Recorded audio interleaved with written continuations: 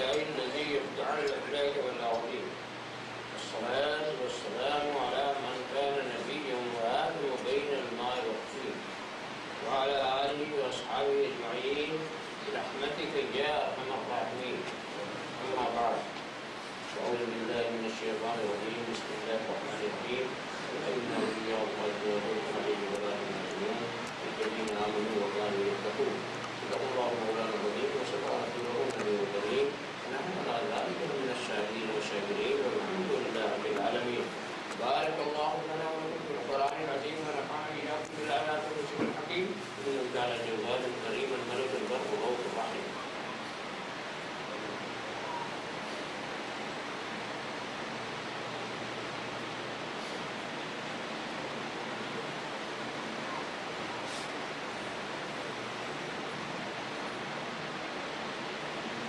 بجھ گئی عشق کی آگ اندھیر ہے، بجھ گئی عشق کی آگ اندھیر ہے، وہ حرارت گئی وہ شرارہ گیا. بجھ گئی عشق کی آگ اندھیر ہے، وہ حرارت گئی وہ شرارہ گیا. دعوت حسن کردار بے سود ہے، تھا جو حسن عمل کا سہارا گیا. دعوت حسن کردار بے سود ہے، تھا جو حسن عمل کا سہارا گیا. بجھ گئی عشق کی آگ اندھیر ہے، وہ حرارت گئی وہ شرارہ گیا. جس میں باس شریعت نہ خوف خدا، وہ رہا کیا رہا وہ گیا کیا گیا. جس میں باس شریعت نہ خوف خدا، وہ رہا کیا رہا وہ گیا کیا گیا. ایک تصویر تھی جو مٹا دی گئی، یہ غلط ہے، مسلمان مارا گیا. ایک تصویر تھی جس میں باس شریعت نہ خوف خدا، وہ رہا کیا رہا وہ گیا کیا گیا. ایک تصویر تھی جو مٹا دی گئی، یہ غلط ہے، مسلمان مارا گیا. بدنصیبو شہنشاہ کونین سے، صاحب غربت قاب قوسین سے. بدنصیبو شہنشاہ کونین سے، صاحب غربت قاب قوسین سے. تم نے کی دشمنی ہم نے کی دوستی، تم نے کی دشمنی ہم نے کی دوستی. کیا تمہیں مل گیا کیا ہمارا گیا. تم نے کی دشمنی ہم نے کی دوستی، کیا تمہیں مل گیا کیا ہمارا گیا. اے میری قوم کے زاہد و عالمو، نخوت زہد و دانش بری چیز ہے. اے میری قوم کے زاہد و عالمو، نخوت زہد و دانش بری چیز ہے. کیا مجھے یہ بتانا پڑے گا تمہیں کس سبب سے عزازیل مارا گیا. کیا مجھے یہ بتانا پڑے گا تمہیں کس سبب سے عزازیل مارا گیا. دوستو، وہ بھی مرنا ہے مرنا کوئی، رشک کرتی ہو جس موت پر زندگی. دوستو، وہ بھی مرنا ہے مرنا کوئی، رشک کرتی ہو جس موت پر زندگی. خاک طیبہ میں میرے عناصر ملے، عرش پر میری قسمت کا تالا. خاک طیبہ میں میرے عناصر ملے، عرش پر میری قسمت کا تارا گیا. مر کے طیبہ میں اختر یہ ظاہر ہوا، مر کے طیبہ میں اختر یہ ظاہر ہوا. کچھ نہیں فرش سے عرش کا فاصلہ، فرش سے عرش کا فاصلہ. مر کے طیبہ میں اختر یہ ظاہر ہوا، کچھ نہیں فرش سے عرش کا فاصلہ. گود میں لے لیا رفت عرش نے، گود میں لے لیا رفت فتح عرش میں قبر میں جس گھڑی میں اتارا گیا، جس گھڑی میں اتارا گیا، کافر کی یہ پہچان کیا خاک میں تم ہے، مومن کی یہ پہچان کہ تم اس میں ہے آفاق، یہ اندازہ کر سکتا ہے اس کے زور بازو کا، نگاہ مرد مومن سے بدل جاتی ہے تقدیریں، کہ پیام دے گئی ہے مجھے باد صبح گاہی، کہ خدا کے عارفوں کا ہے مقام بادشاہی، پوچھ ان فرقہ پوشوں کو بصیرت ہو تو دیکھ ان کو، کہتے بیضا لیے بیٹھے ہیں اپنی آستینوں میں، چشم بینا تو نہ جلووں کو مہو خاور کے دیکھ، دیکھنا ہے گر تجھے تلووں کو پیغمبر کے دیکھ، دیکھنا ہے گر تجھے تلووں کو پیغمبر کے دیکھ، غوث کو یا غوث کہتے کہتے ہو جاتے ہیں غوث، بات ہی مل جاتی ہے تو خواجہ کا دم بھر کے دیکھ، بات ہی مل جاتی ہے تو خواجہ کا دم بھر کے دیکھ، نمود شان ربانی ظہور نور یزدانی، خدا کا دوسرا کوئی نہ کوئی آپ کا ثانی، خدا کا دوسرا کوئی نہ کوئی آپ کا ثانی، ہمارے دین کی حقانیت کے دونوں شاہد ہیں، ہمارے دین کی حقانیت کے دونوں شاہد ہیں، معین الدین نجمیری، محی الدین جیلانی۔ اللہ اکبر، اللہ اکبر، اللہ اکبر، یا رسول اللہ۔ تیرا خوشی ہو گیا محدود بارگاہ رسالت و حال رسالت میں ضرور شریف مہربان عقیدت پیش کرنا ہے۔ اللہم صلی علی سیدنا محمد وعلی سیدنا ایک بار اور عزیز رسول پیش فرما دیں۔ اللہم صلی علی سیدنا محمد وعلی سیدنا یا رسول اللہ، ایک بار اور درود شریف مہربان عقیدت پیش فرما دیں۔ اللہم صلی علی سیدنا مولانا محمد وعلی سیدنا مولانا محمد وعلی واقعات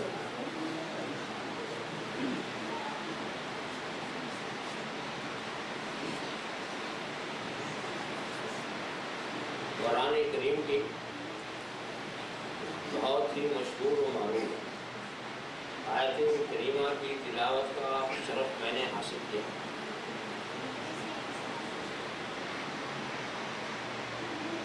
اس آیت کریمہ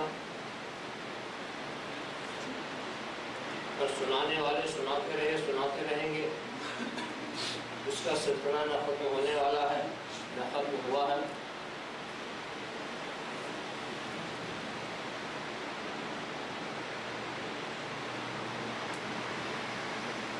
خبردار، ہوشیار،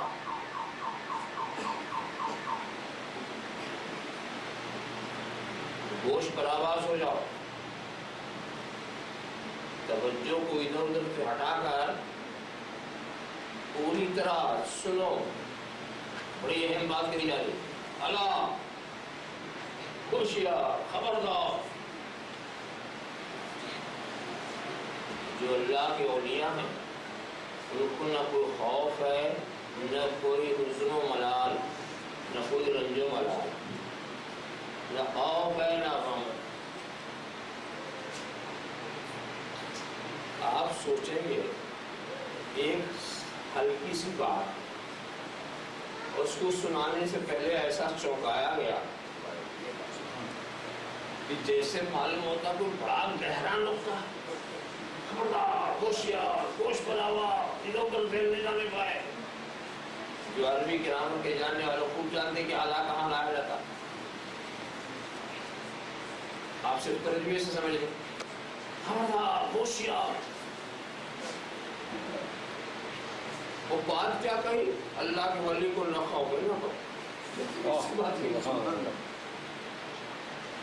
ہم سمجھے تھے کہ کوئی بہت اہم بات ہوگی، کتنا چونکایا جانا، مگر دوستو اس کو غیر اہم مت سمجھ۔ ولیوں کا معاملہ سیدھا سادہ نہیں ہے، بہت ہی خبردار ہونے کی ضرورت ہے، بہت ہوشیار ہونے کی ضرورت ہے۔ اگر میں ایک بات کہوں تو شاید آپ چونک جائیں۔ کہ خدا کا پہچاننا آسان ہے، ولی کا پہچاننا مشکل ہے۔ آپ بہت چونک جائیں گے، یہ تو بڑی اونچی بات کہہ دی، مگر میں جس حساب سے کہہ رہا ہوں اسے سمجھاؤں گا۔ دیکھیے خدا کی ذات، خدا کے صفات کی حقیقت کو نہ کوئی سمجھ سکا ہے نہ سمجھ سکے، وہ تو بات ہے اپنی جگہ۔ بے شک جب خدا کو سب سے زیادہ پہچاننے والے نے کہہ دیا ما عرفنا کا حق کا معرفت، جو سب سے زیادہ پہچاننے والے تھے جناب محمد صلی اللہ علیہ وسلم، انہوں نے کہہ دیا ما عرفنا کا حق کا معرفت، اے خدا ہم نے تجھے نہیں پہچانا جیسا پہچاننے کا حق ہے۔ سبحان اللہ۔ تو اب کوئی دوسرا کیا پہچاننے کی بات کرتا ہے؟ بات تو وہیں ختم ہو گئی۔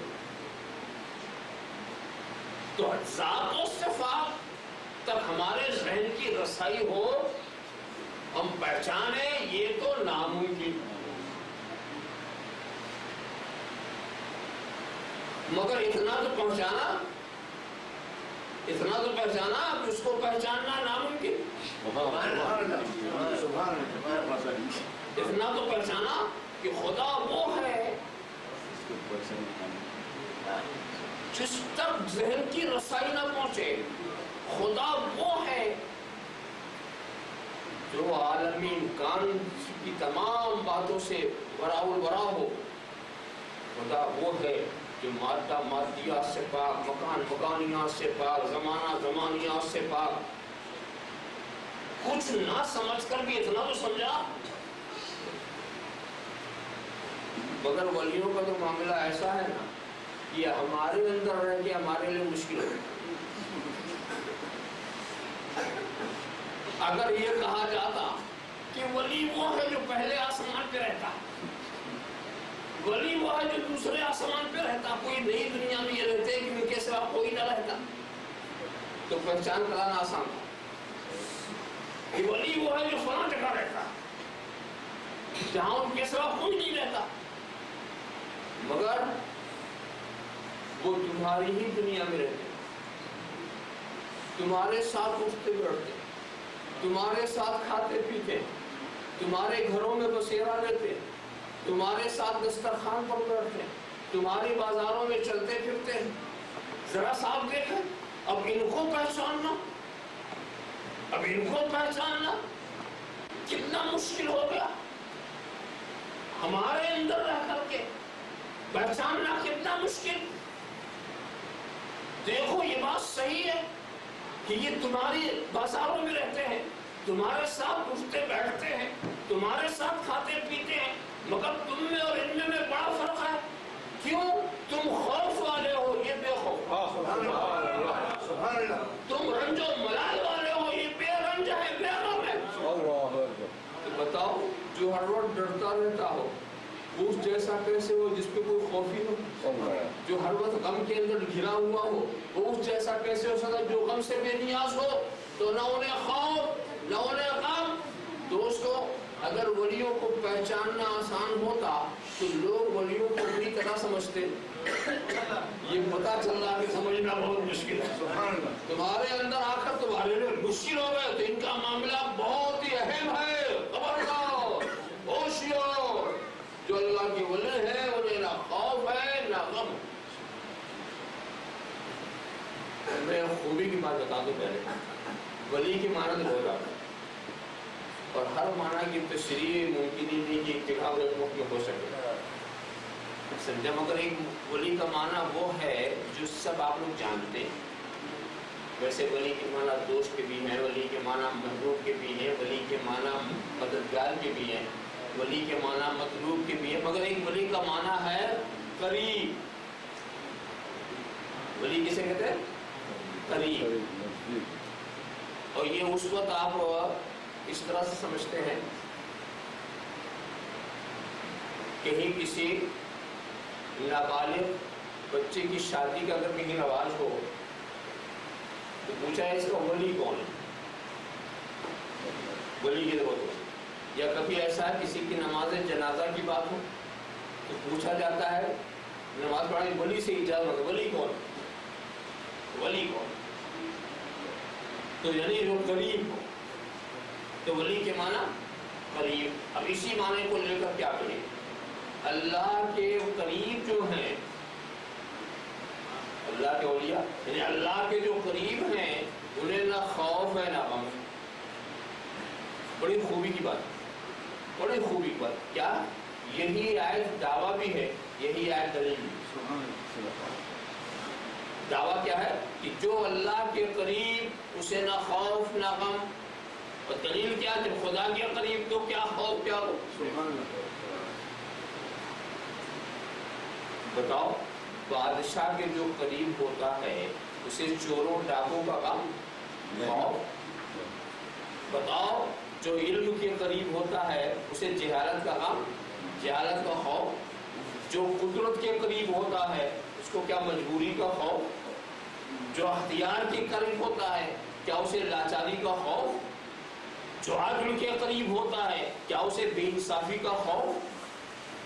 جو خدا کے قریب ہے، وہ قادر مطلق کے قریب، اسے کسی کا خوف کیا ہو سکتا ہے؟ وہ عدل حقیقی علم مطلق کے قریب ہے، اسے جہل و بے انصافی کا کیا خوف ہو سکتا ہے؟ جو خدا کے تو یہی دعویٰ بھی، یہی دلیل بھی۔ تو جو اولیاء جو اللہ کے قریب ہیں انہیں نہ خوف ہے نہ غم۔ بات تو ہو گئی پر آیت کے تعلق سے بات تو ہو گئی مختصر، مگر ایک سوال پیدا یہ ہوتا ہے، سوال یہ پیدا ہوتا ہے کہ یہ تو ولیوں کی بات ہے نا، کہ جو ولی یہ اللہ کے قریب ہے، غوث جیلانی خدا کے قریب ہے، خواجہ اجمیری خدا کے قریب ہے، قائم نقشبند خدا کے قریب ہے، مولا سہروردی خدا کے قریب ہے، داتا گنج بخش خدا کے قریب ہے۔ ٹھیک ہے، اس کا فائدہ انہیں، ہم کو کیا ملتا ہے؟ یہ ہمیں سنانے کی ضرورت کیا ہے؟ ابھی جس کے قریب کو فائدہ، وہ ہم سن کے کیا کریں گے اس کو؟ تو سنو ایک بات بتانے، نہیں ہم کو بھی سننا، ہم کو بھی سننا، ہم کو اس لیے سننا ہے وہ کون سا اللہ اکبر، اللہ اکبر، اللہ اکبر، یا رسول اللہ۔ اس کے بعد تیرا خوشی ہو گیا محدود بارگاہ رسالت و حال رسالت میں ضرور شریف میں قرآن عقیدت پیش کرنا ہے۔ اللهم صل على سيدنا محمد وعلى آل سيدنا یعنی ایک بار اور عزیز رسول پیش فرما دیں۔ اللهم صل على سيدنا محمد وعلى آل سيدنا السلام علیکم یا رسول اللہ، ایک بار اور ضرور شریف میں قرآن عقیدت پیش فرما دیں۔ اللهم صل على سيدنا محمد مولانا محمد وعلى آل مولانا محمد کما بحب وعذر وعافیت صلی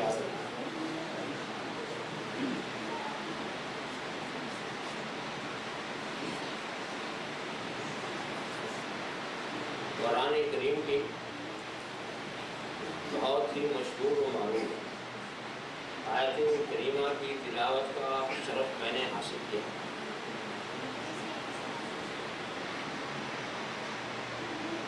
اس آیت کریمہ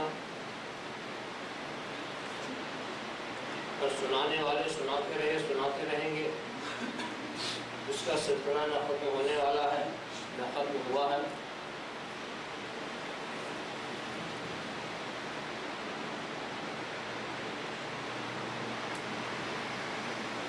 خبردار، ہوشیار،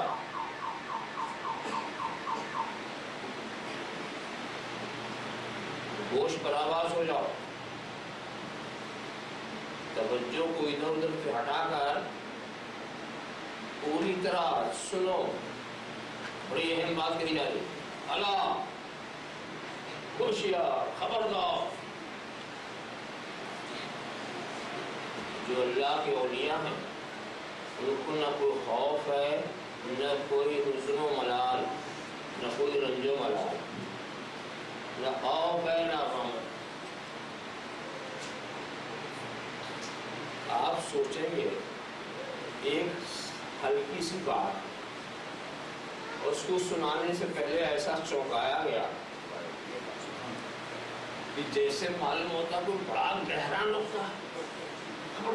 ہوشیار گوشت بلاوا ادھر پھر نہیں جانے پائے. جو عربی گرامر کے جاننے والے خوب جانتے کہ اعلیٰ کہاں لایا جاتا. آپ صرف ترجمے سے سمجھ لیں. خبردار ہوشیار. وہ بات کیا کہی؟ اللہ کے ولی کو نہ کھاؤ گے نہ ہم سمجھے تھے کہ کوئی بہت اہم بات ہوگی. کتنا چوکایا جانا. مگر دوستو اس کو غیر اہم مت سمجھ. ولیوں کا معاملہ سیدھا سادہ نہیں ہے. بہت ہی خبردار ہونے کی ضرورت ہے. بہت ہوشیار ہونے کی ضرورت ہے. اگر میں ایک بات کہوں تو شاید آپ چاہو کیا کہ خدا کا پہچاننا آسان ہے اور ولی کا پہچاننا مشکل. آپ بہت چونک جائیں گے یہ تو بڑی اونچی بات کہہ دی. مگر میں جس حساب سے کہہ رہا ہوں اسے سمجھاؤں گا. دیکھیے خدا کی ذات خدا کے صفات کی حقیقت کو نہ کوئی سمجھ سکا ہے نہ سمجھ سکے. وہ تو بات ہے اپنی جگہ. بے شک جب خدا کو سب سے زیادہ پہچاننے والے نے کہہ دیا ما عرفنا کا حق کا معرفت، جو سب سے زیادہ پہچاننے والے تھے جناب محمد صلی اللہ علیہ وسلم، انہوں نے کہہ دیا ما عرفنا کا حق کا معرفت، اے خدا ہم نے تجھے نہیں پہچانا جیسا پہچاننے کا حق ہے. تو اب کوئی دوسرا کیا پہچاننے کی بات کرتا ہے؟ بات تو وہیں ختم ہو گئی. تو ذات و صفات تک ہمارے ذہن کی رسائی ہو، ہم پہچانے، یہ تو ناممکن. مگر اتنا تو پہچانا اس کو پہچاننا ناممکن. اتنا تو پہچانا کہ خدا وہ ہے جس تک ذہن کی رسائی نہ پہنچے. خدا وہ ہے جو عالم امکان کی تمام باتوں سے وراء الورا ہو.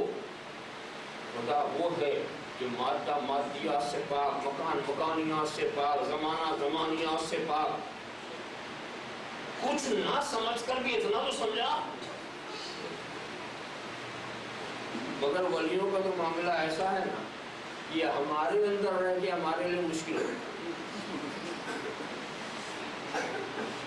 اگر یہ کہا جاتا کہ ولی وہ ہے جو پہلے آسمان پہ رہتا، ولی وہ ہے جو دوسرے آسمان پہ رہتا، کوئی نئی دنیا میں یہ رہتے کہ ان کے سوا کوئی نہ رہتا، تو پہچان کرانا آسان تھا.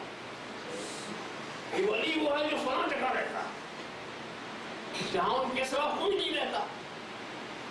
مگر وہ تمہاری ہی دنیا میں رہتے، تمہارے ساتھ اٹھتے بیٹھتے، تمہارے ساتھ کھاتے پیتے، تمہارے گھروں میں بسیرا لیتے، تمہارے ساتھ دسترخوان پر بیٹھتے، تمہاری بازاروں میں چلتے پھرتے.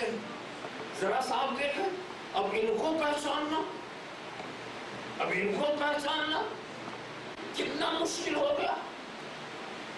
ہمارے اندر رہ کر کے پہچاننا کتنا مشکل. دیکھو یہ بات صحیح ہے کہ یہ تمہاری بازاروں میں رہتے ہیں، تمہارے ساتھ اٹھتے بیٹھتے ہیں، تمہارے ساتھ کھاتے پیتے ہیں، مگر تم میں اور ان میں بڑا فرق ہے. کیوں؟ تم خوف والے ہو، یہ بے خوف. تم رنج و ملال والے ہو، یہ بے رنج ہے، بے غم ہے. تو بتاؤ جو ہر وقت ڈرتا رہتا ہو اس جیسا کیسے ہو جس پہ کوئی خوف ہی ہو؟ جو ہر وقت غم کے اندر گھرا ہوا ہو وہ اس جیسا کیسے ہو سکتا جو غم سے بے نیاز ہو؟ تو نہ انہیں خوف نہ انہیں غم. دوستو اگر ولیوں کو پہچاننا آسان ہوتا تو لوگ ولیوں کو پوری طرح سمجھتے. یہ پتا چل رہا کہ سمجھنا بہت مشکل ہے. تمہارے اندر آ کر تمہارے لیے مشکل ہو گئے تو ان کا معاملہ بہت ہی اہم ہے. خبردار، ہوشیار. جو اللہ کے ولی ہے انہیں نہ خوف ہے نہ غم. میں خوبی کی بات بتا دوں پہلے. ولی کے معنی تو بہت زیادہ، اور ہر معنی کی تشریح ممکن ہی نہیں کہ ایک جگہ ایک وقت میں ہو سکے. سمجھا؟ مگر ایک ولی کا معنی وہ ہے جو سب آپ لوگ جانتے ہیں. ویسے ولی کے معنی دوست کے بھی ہیں، ولی کے معنی محبوب کے بھی ہیں، ولی کے معنی مددگار کے بھی ہیں، ولی کے معنی مطلوب کے بھی ہیں، مگر ایک ولی کا معنی ہے قریب. ولی کسے کہتے ہیں؟ قریب. اور یہ اس وقت آپ اس طرح سے سمجھتے ہیں کہیں کسی نابالغ بچے کی شادی کا اگر کہیں رواج ہو تو پوچھا ہے اس کا ولی کون ہے، ولی کی ضرورت ہو. یا کبھی ایسا ہے کسی کی نماز جنازہ کی بات ہو تو پوچھا جاتا ہے نماز پڑھنے ولی سے اجازت، ولی کون، ولی کون. تو یعنی جو قریب ہو، تو ولی کے معنی قریب. اب اسی معنی کو لے کر کیا کہیں؟ اللہ کے قریب جو ہیں، اللہ کے اولیاء یعنی اللہ کے جو قریب ہیں انہیں نہ خوف ہے نہ غم. بڑی خوبی کی بات، بڑی خوبی کی بات. کیا یہی آیت دعویٰ بھی ہے، یہی آیت دلیل بھی. دعویٰ کیا ہے کہ جو اللہ کے قریب اسے نہ خوف نہ غم، اور دلیل کیا؟ جب خدا کے قریب تو کیا خوف کیا ہو. بتاؤ، بادشاہ کے جو قریب ہوتا ہے اسے چوروں ڈاکوں کا غم خوف.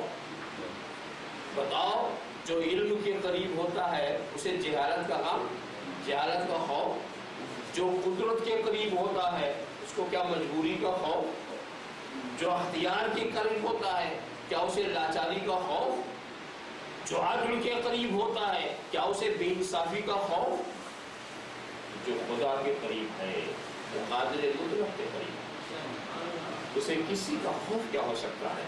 وہ عدل حقیقی علم مطلق کے قریب ہے، اسے جہل و بے انصافی کا کیا خوف ہو سکتا ہے. جو خدا کے تو یہی دعویٰ بھی، یہی دلیل بھی. تو جو اولیاء جو اللہ کے قریب ہیں انہیں نہ خوف ہے نہ غم.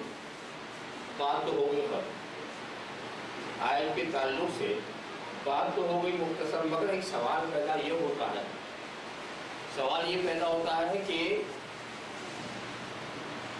یہ تو ولیوں کی بات ہے نا، کہ جو ولی یہ اللہ کے قریب ہے. غوث جیلانی خدا کے قریب ہے، خواجہ اجمیری خدا کے قریب ہے، قائل نقشبند خدا کے قریب ہے، مولا سہرور خدا کے قریب ہے، داتا گنج بخش خدا کے قریب ہے. ٹھیک ہے، اس کا فائدہ انہیں، ہم کو کیا ملتا ہے؟ یہ ہمیں سنانے کی ضرورت کیا ہے؟ ابھی جس کے قریبوں کو فائدہ، وہ ہم سن کے کیا کریں گے اس کو؟ تو سنو ایک بات بتانے، نہیں ہم کو بھی سننا، ہم کو بھی سننا. ہم کو اس لیے سننا ہے وہ کون سا بندہ ہے جو اپنے خدا کے قریب ہونا نہیں چاہتا. وہ کون سا عبد ہے جو معبود کے قریب ہونا نہیں چاہتا. وہ کون سا مرزوق ہے جو رازق کے قریب نہیں ہونا چاہتا. وہ کون سا مربوب ہے جو رب کے قریب نہیں ہونا چاہتا. وہ کون سا مملوک ہے جو مالک کے قریب نہیں ہوتا. وہ کون سا بندہ ہے جو بندہ نواز کے قریب نہیں ہونا چاہتا. تو سب خدا کے قریب ہونا چاہتے ہیں. یہ سب کے دل کی خواہش ہے. دل کی خواہش سب کی ہے نا کہ ہم خدا کے قریب ہو جائیں. مگر عقل جو ہے وہ دل سے جھگڑا کر رہی ہے. عقل یہ کہہ رہی ہے اے دل ایسی آرزو مت کر جس کا وجود میں آنا ممکن نہ ہو. اب عقل اور دل میں ٹکراؤ. دل کا کام تو آرزو کرنا ہے اور عقل جو ہے وہ محالات پیش کر رہی. تو خدا کے قریب ہو ہی نہیں سکتا. عقل نے کیا کہا؟ تو خدا کے قریب نہیں ہو سکتا. کیوں؟ تو ممکن وہ واجب. تو مادے والا وہ مادہ سے پاک، تو مکان والا وہ مکان سے پاک، تو زمانے والا وہ زمانے سے پاک. تو قریب ہوگا کیسے؟ اپنی صفات کو جب تو کچھ چھوڑ دے گا تو بھی ممکن، تیری حقیقت بھی ممکن. تو جب سب کچھ تو چھوڑ دے گا تو لے کے کیا جائے گا؟ جب تم عالم وجود میں پہنچو گے ہی نہیں تو قریب ہو گے کیسے؟ عقل یہ کہہ رہی ہے کہ خدا کے قریب ہونا ناممکن، اور دل کہہ رہا ہے کاش کے قریب ہو جائے، کاش کے قریب ہو جائے. تو دل کو قریب ہونے کی خواہش، اور عقل جو ہے عقلی استحالہ، محالات پیش کرنے کی ناممکن. عقل کا کہنا بھی لگتا ہوا ناممکن کہ تو خدا کے قریب ہو. مگر دوستو، دل کی آرزو کو خدا نے پامال نہیں کیا، دل کی تمنا کو خدا نے مسترد نہیں کیا. اور پھر یہ عقل کی مشتدافیوں کو کنارے رکھو، دل کو مخاطب کر کے رب تبارک و تعالیٰ نے کہا کہ اگر تو ہے بندے، اگر تو مجھ سے قریب ہونا چاہتا ہے تو عالم امکان کو چھوڑنے کی ضرورت نہیں، مادہ مادیات کی دنیا سے الگ ہونے کی ضرورت نہیں، زمانہ زمانیات سے پرے ہونے کی ضرورت نہیں، آسمان کی حدود کو چھلانگ لگانے کی ضرورت نہیں. اگر تو مجھ سے قریب ہونا چاہتا ہے تو دیکھ لے یہ میرے قریب ہے، ان کے قریب ہو جا، یہ میرے قریب ہے، ان کے قریب ہو جا. اور جو ان کا قریب وہی میرا قریب، جو ان کا قریب وہی میرا قریب. اسی لیے شیطان بزرگوں سے تمہیں دور کرنا چاہتا ہے کہ یہ قریب ہو جائیں گے تو خدا کے قریب ہو جائیں گے، لہٰذا ان کو دوری رکھو، ان کو دور رکھو. اس کی کوشش، اس کی محنت اسی لیے ہو رہی ہے. مگر کہیں آپ یہ نہ سوچیں کہ بھئی خدا ان کے قریب ہے تو کیا خدا ہمارے قریب نہیں ہے؟ نحن اقرب الیہ من حبل الورید. میں کوشش یہ کرتا ہوں کہ بعد میں کوئی شیطانی وسوسہ آپ کو تکلیف نہ پہنچائے.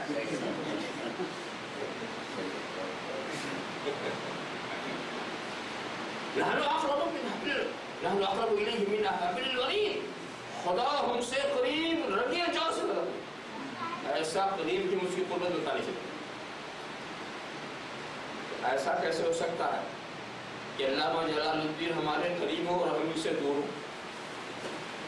جب یہ ہمارے قریب ہے ہم ان کے قریب، تو جب خدا ہمارے قریب تو ہم بھی خدا کے قریب. منطق بڑی سیدھی ہے، مگر نہیں دوستو، خدا ہمارے قریب ہے، بہت قریب، بہت قریب ہے.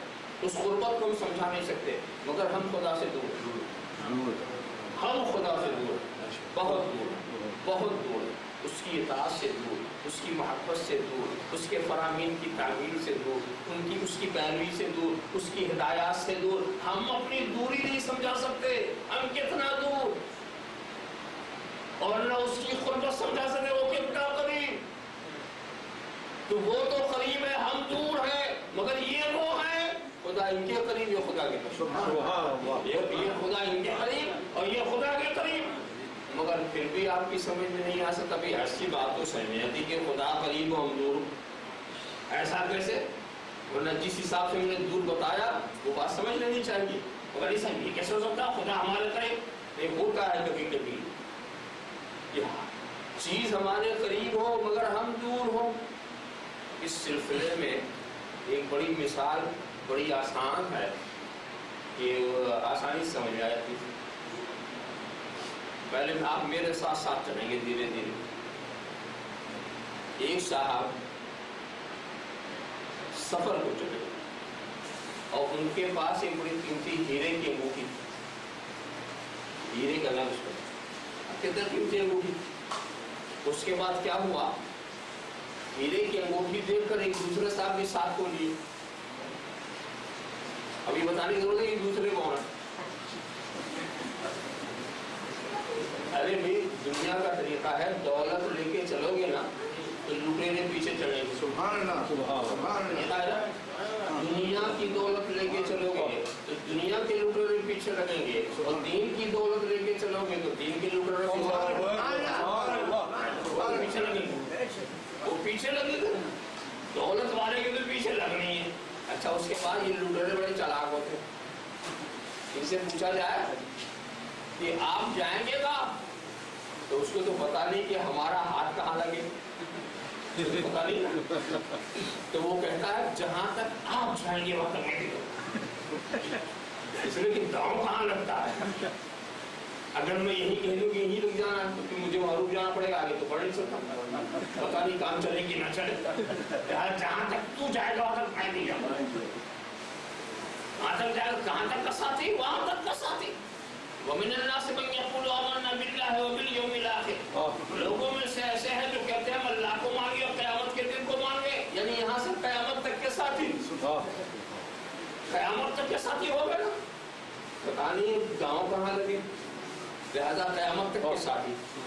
مگر خدا جس کو ہیرے کی انگوٹھی دیتا ہے نا، اس کو ہیرے کا دماغ بھی دیتا ہے، وہ بھی سمجھتا ہے یہ جو لگے ہیں یہ صاحب ہے کون، مگر انہوں نے بجائے اس سے عداوت کرنے سے محبت کر لی، اس سے ساتھی بنا لیا، ساتھی بنا لیا، اس نے سوچا بہت اچھا ہوا، اور اب ایک ہی ساتھ سفر کر رہے ہیں۔ جب رات کو ایک کمرہ لے لیا کرائے کے اوپر، منزل دور تھی کہ آج رات یہاں گزار دیں گے، یہ لوگ بھی خوش ہو گئے تو آج تو کام چل جائے گا۔ اچھا اس نے ایک اور نقطہ رکھا لٹیرے سے کہ دیکھو دونوں اگر سوتے ہیں کہیں تیسرا ہماری انگوٹھی نہ لے جائے، تو ایسا کرو کہ آدھی رات میں سوتا ہوں آدھی رات تم سو جاؤ، بس آدھا آدھا سوئیں گے، اس کی حفاظت ہوگی۔ یہ بڑا خوش ہو گیا، یہ بہت خوش ہو گیا، مگر اس نے کہا مجھے پہلے نیند تو آتی نہیں، تو پہلے تم ہی سو جاؤ، بعد میں سو لیتا ہوں۔ اب اس کے بعد اس کو تو سلا دیا، اس نے سوچا بس آج ہی رات میں مقصد پورا، آج ہی رات میں مقصد پورا۔ اب وہ اپنی کوٹ وغیرہ اتار کے اس نے ٹانگ دیا تھا اور سو گیا۔ جب اس کو اٹھانے کا وقت ہوا تو اس نے انگوٹھی نکال کے اسی لٹیرے کے جیب میں ڈال دیا، اسی کی کوٹ کے جیب میں، اسی کی کوٹ کے جیب میں ڈال دیا، اور اس کے بعد اسے فجر صاحب اٹھیا، میرے سونے کا بتا دیا، اور یہ کرتے وہ سو گیا۔ اب یہ جب اطمینان اس کو ہوا کہ یہ خراٹا لگا رہا ہے، سو رہا، اب تلاشی شروع کی، انگوٹھی نہیں ملی، پورا جسم کو تلاش کیا اور بڑے آرام سے سو رہا، انگوٹھی نہیں مل رہی۔ اب اس کے بعد جناب والا بہت حیران تھا کہ کیا معاملہ۔ صبح ہوئی، اب ادھر ادھر جب ہو گئے ہاتھ منہ دھونے کے لیے، اس نے پھر جیب سے نکال کے پہن دیا، اس جیب میں رکھا تھا پھر پہن لیا۔ اب وہ آیا تو انگوٹھی انگلی کے اندر، تعجب کے سامنے پورا چیک کیا، پورے جسم میں نہیں ملا۔ اچھا چلو آگے دیکھتے ہیں۔ اب آگے بھی اس نے یہی کیا، پہلے اس کو سلا دیا اور اس کو اٹھانے سے پہلے اسی کی جیب میں انگوٹھی رکھ دی، اسی کی جیب میں رکھ دیا۔ اب اس کے بعد اس نے پھر ویسے عادت کے مطابق تلاش شروع کی، اور تلاش کرا، جس میں نہیں ملا سوچا کہ یہ ایسا نہیں کسی سوراخ میں ڈال دیتا، تو کمرے کے اندر جو چھوٹے چھوٹے سوراخ تھے اس کو اس نے بڑا کھا، انگوٹھی نہیں ملی، انگوٹھی نہیں ملی، اور مشکل جہاں جہاں اسے شبہ ہو رہا ہے اسے کھدائی کر رہا، کہیں انگوٹھی کا پتہ نہیں۔ پھر صبح کو صبح ہو گئی، پھر ویسے وہ دونوں ادھر ادھر سے ہاتھ منہ دھونے کے لیے وہ نکلا، اور پھر جیب سے نکال کے پھر پہن لیا، پھر وہ آتا دیکھتا ہاتھ۔ اب ایک تیسری جو آخری منزل تھی وہاں جب اس نے کیا تو دیوار ہی کو یہ خیریت نہیں، زمین کی بھی کھدائی شروع کر دی، زمین میں بھی کہیں شک ہوا تو اس کو بھی کھود رہا، یہی کرتا رہا، اور تیسرے دن بھی مختصر یہ کیوں نہیں مل سکی، وہ تو اسی کے جیب کے اندر تھی، اور نکال کے اس نے پہن لیا۔ جب آخری منزل آئی تو لٹیرا ساتھ تھا کہ کہاں تک ہم جہاں تک تو جائے گا وہاں تک، مگر جب آخری منزل آئی تو پتہ چل جائے گا اس کا راستہ کون ہے، ہمارا راستہ۔ آخری منزل جب آئیں گے یہاں سے ساتھ ساتھ تو چلیں گے میدان حشر تک، تو وہاں پتہ چلے گا ہم کدھر جا رہے ہیں، یہ تو وہاں پتہ چلے گا، یہ وہاں پتہ چلے گا کہاں تک آپ اپنے کو چھپائیے گا۔ مگر اب آخر میں اپنے راز کو کھولنا پڑے گا، ابھی تک تو مسافر تھا نا، ساتھی تھا، اپنے ایک چھپائے ہوئے تھا، مگر اب کھولنا پڑ گیا۔ اس نے کہا یہ بتائیے تو بات جو ہوئی ہوئی، میں تو اپنے کو استاد سمجھتا تھا، لٹیرا کہتا ہوں کہ میں تو اپنے کو استاد سمجھتا تھا، مگر آپ میرے چچا نظر آئے، مجھے یہ بتائیے آپ انگوٹھی رکھتے کہاں، بس اور کچھ نہیں، بس سیدھا بتا دیجیے، آپ تو سمجھ ہی گئے میں کیا تھا، اب یہ بتا دیجیے انگوٹھی آپ کہاں رکھتے تھے؟ کہا وہ انگوٹھی تیرے ہی قریب تھی، انگوٹھی کے قریب نہیں، تو انگوٹھی کے قریب نہیں تھا۔ جب تیرے علم سے باہر ہو، تیرے علم معلومات ادراک سے باہر ہو، وہ قریب تو دور، وہ ایسا ہی حال ہے کہ خدا ہم سے قریب ہے ہم دور ہیں، خدا ہم سے قریب ہے ہم دور ہیں، مگر یہ غوث جیلانی، یہ خواجہ اجمیری، یہ مخدوم سمنانی، یہ وہ ہیں خدا ان سے قریب ہے، یہ خدا کے قریب ہے، خدا ان سے قریب ہے، یہ خدا کے قریب ہے، اور ان کے جو قریب ہوا وہ خدا کے قریب ہے، جو قریب ہے وہ خدا کے قریب، ان کو نہ خوف ہے نہ رنج و ملال ہے۔ میں بہت ہی وضاحت کے ساتھ کچھ بات کہنے کا آتی ہوں، اس لیے تھوڑی سی تفصیل لے جاؤں گا۔ یہ خوف کیا چیز ہے اور رنج و ملال کیا چیز ہے؟ خوف کس کو کہتے ہیں؟ آنے والی کسی تکلیف پر آپ افسوس کریں، یہ ہے خوف، اور گئی ہوئی کسی تکلیف پر آپ اگر افسوس کریں، یہ ہے غم۔ تو ایسی بات نہیں ہے کہ ان کو تکلیف نہیں آتی، تکلیف آتی، مگر نہ آنے والی تکلیف کا خوف، نہ جانے والے کا۔ ایسا نہیں ان کو تکلیف نہیں آتی۔ کربلا کے میدان سے گزرا ہو، بدر و حنین کی منزلیں کس نے تھے؟ تکلیفیں بہت آتی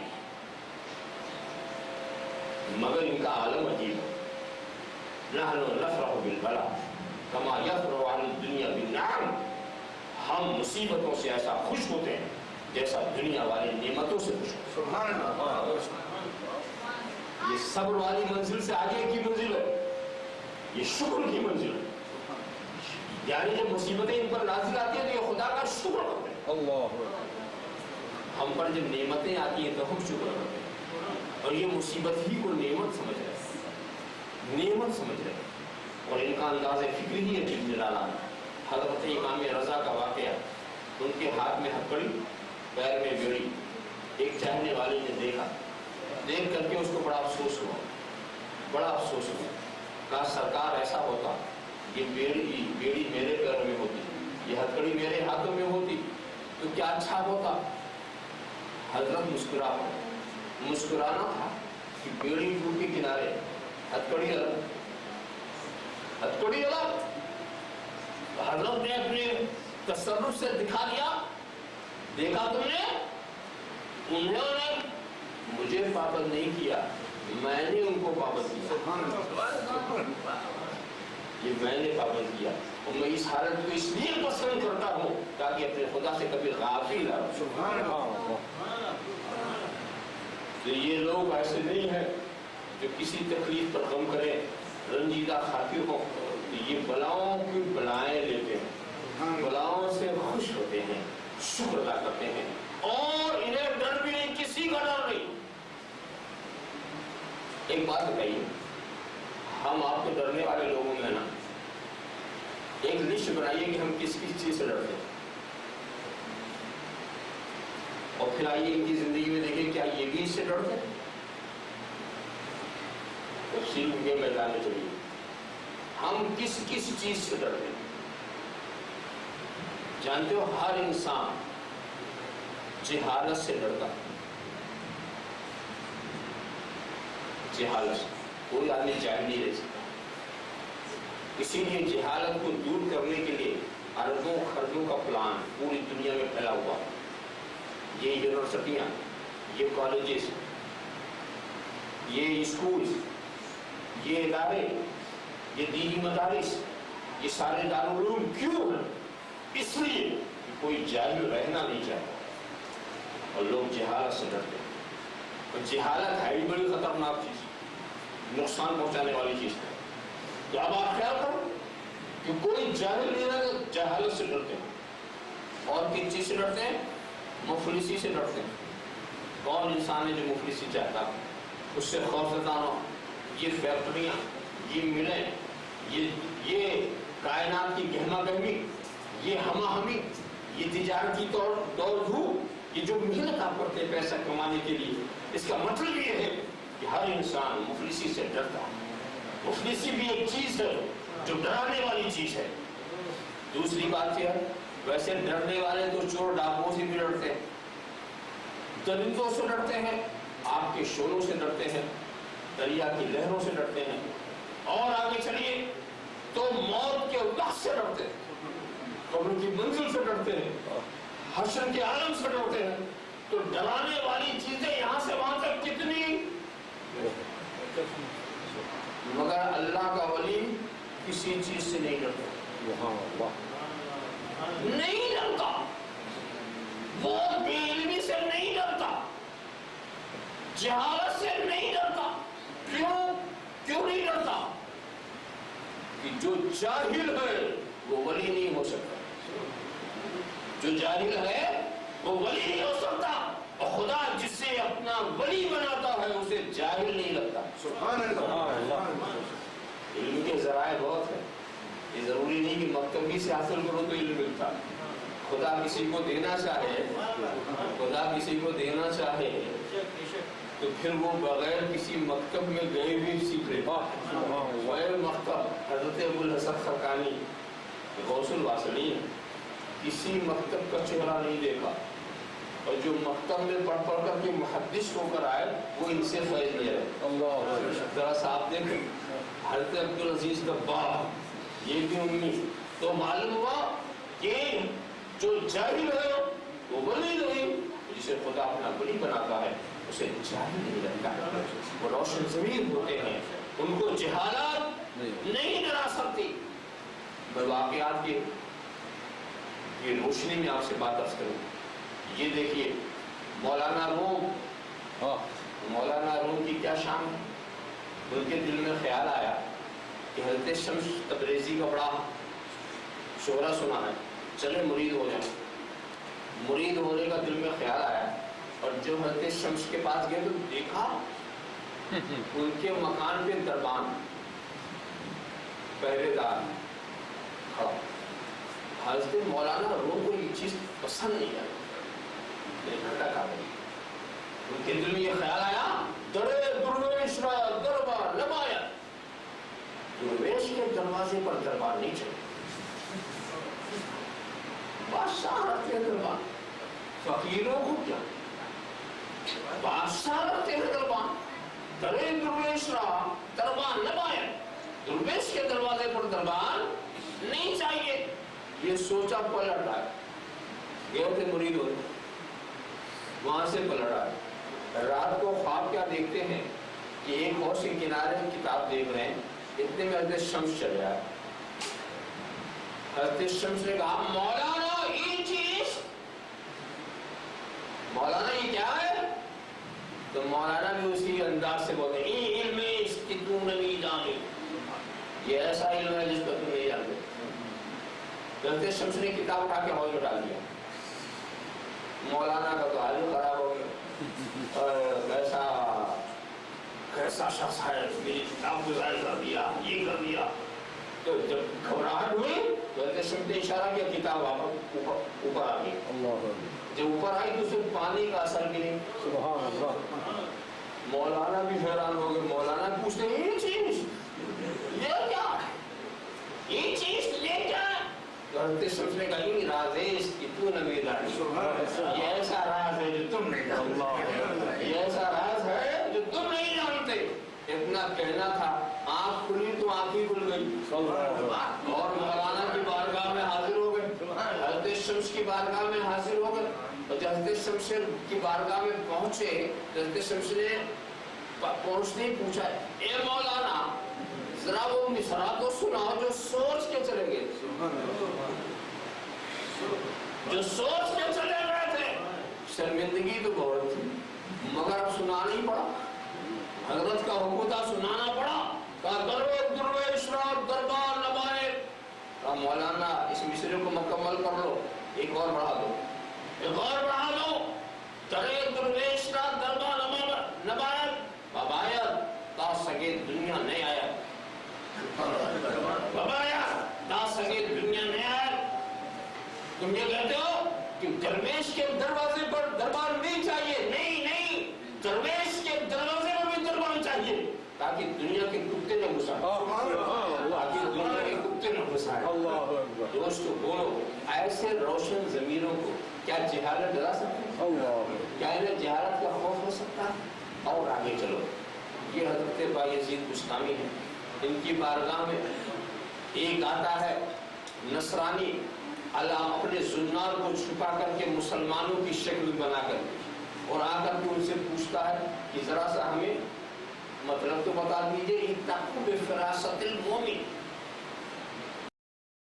مومن کی سمجھ سے ڈرو۔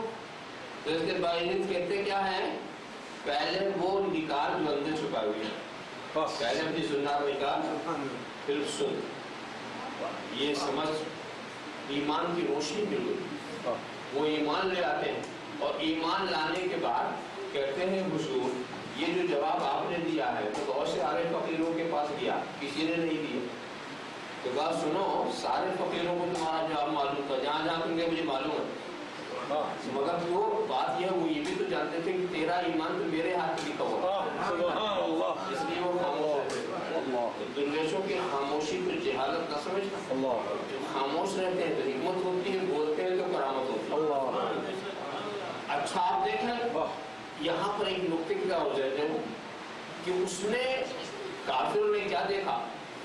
کافر نے بایزید بستامی کی کرامت دیکھی، ان کی فراست دیکھی، ان کی روشن ضمیری دیکھی، اور کلمہ کس کا پڑھا؟ اللہ کے رسول کا پڑھا، کلمہ پڑھا اللہ کے رسول کا۔ ارے بھی آدمی جس کا کمال دیکھتا ہے اس سے کوئی بات نہیں، مگر کمال دیکھا تو یزید کا، ایمان لایا رسول کا، کیا سمجھے؟ یہیں سے پتا چلا ولایت دلیل نبوت ہے، کسی ولی کو مانتا ہے اسے نبی کا کلمہ پڑھنا پڑتا۔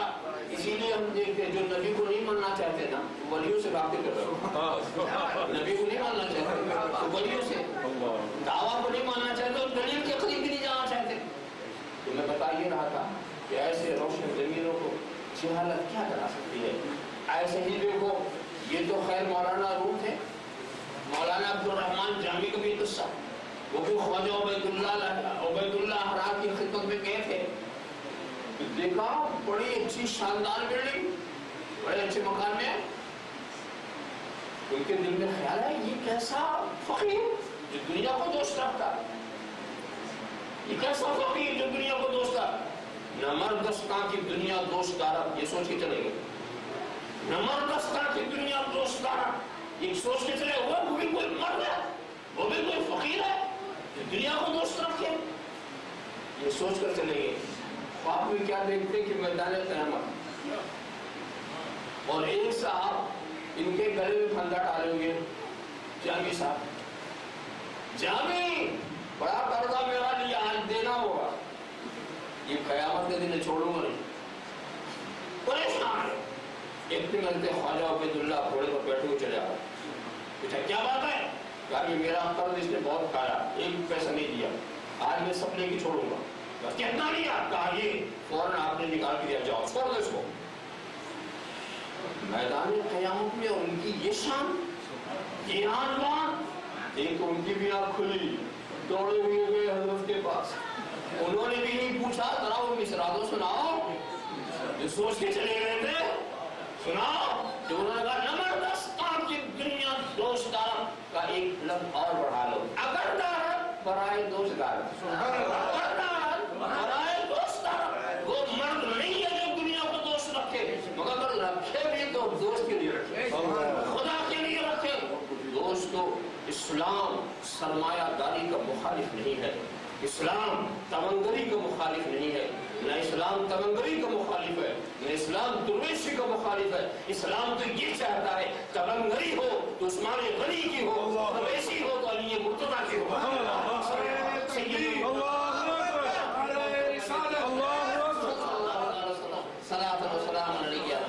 اگر دارت برائے دوست دارت، اگر دارت برائے دوست دارت۔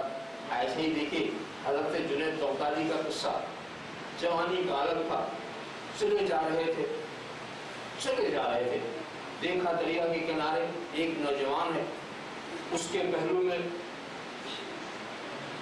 ایک خاتون، ہاتھ میں کوئی مشروب، ان کو یہ گمان ہوا کہ دیکھیے اللہ کے نیک بندے ہو، اللہ کے بندے ہو، خدا کو ڈرتے نہیں اور خدا کی نافرمانی کھلے عام کر رہے ہیں، خدا کی نافرمانی کھلے عام کر رہے ہیں۔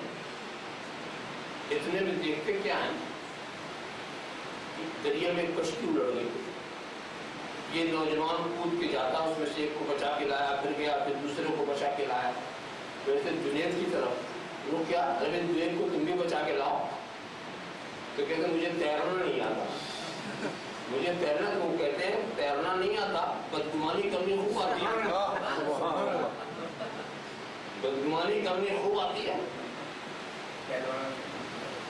بندگان خاص علام الغیوب فاحذروہم ہم جواسیس القلوب، اللہ عالم الغیب و شہادہ کے خاص بندوں سے ڈرو، وہ دل کے سی آئی ڈی ہیں، دل کی سی آئی ڈی ہیں۔ تو ایسے روشن ضمیروں کو کیا جہالت ڈرا سکتی ہے؟ معلوم ہوا کہ دوستوں دنیا کو ڈرانے والی چیز، اور یہ علم جیسے بھی مل رہا ہے، یہ کوئی ضروری نہیں ہے کہ درسگاہوں میں جاؤ تو بھی اللہ کا فضل ہو تو چھوٹا بچہ بھی معرفت والا، چھوٹا بچہ۔ اس سلسلے میں وہ واقعہ بھی بڑا سبق آموز ہے کہ حضرت عبداللہ ابن مبارک چلے جا رہے، راستے میں چھوٹے سے بچے کو دیکھا کہ وہ مٹی کا مکان بنا رہا، چھوٹا سا گھروں کا جس کو بنا رہا بگاڑ رہا، بنا رہا بگاڑ رہا، کبھی رو رہا کبھی ہنس رہا۔ جب وہاں گئے تو ان کے دل میں خیال آیا کہ بچے کو سلام کر دو، پھر سوچا یہ بھی چھوٹا بچہ ہے کیا، چلے آگے بڑھ گئے، آگے جب بڑھ گئے تو پھر خیال آیا کہ اللہ کے رسول کو چھوٹے بچوں کو بھی سلام فرما، پھر پڑھ گیا السلام علیکم ایھا الولد، اے بیٹے تم پر سلام کی ہوں، اس نے جو وعلیکم السلام کیا، عبداللہ ابن مبارک،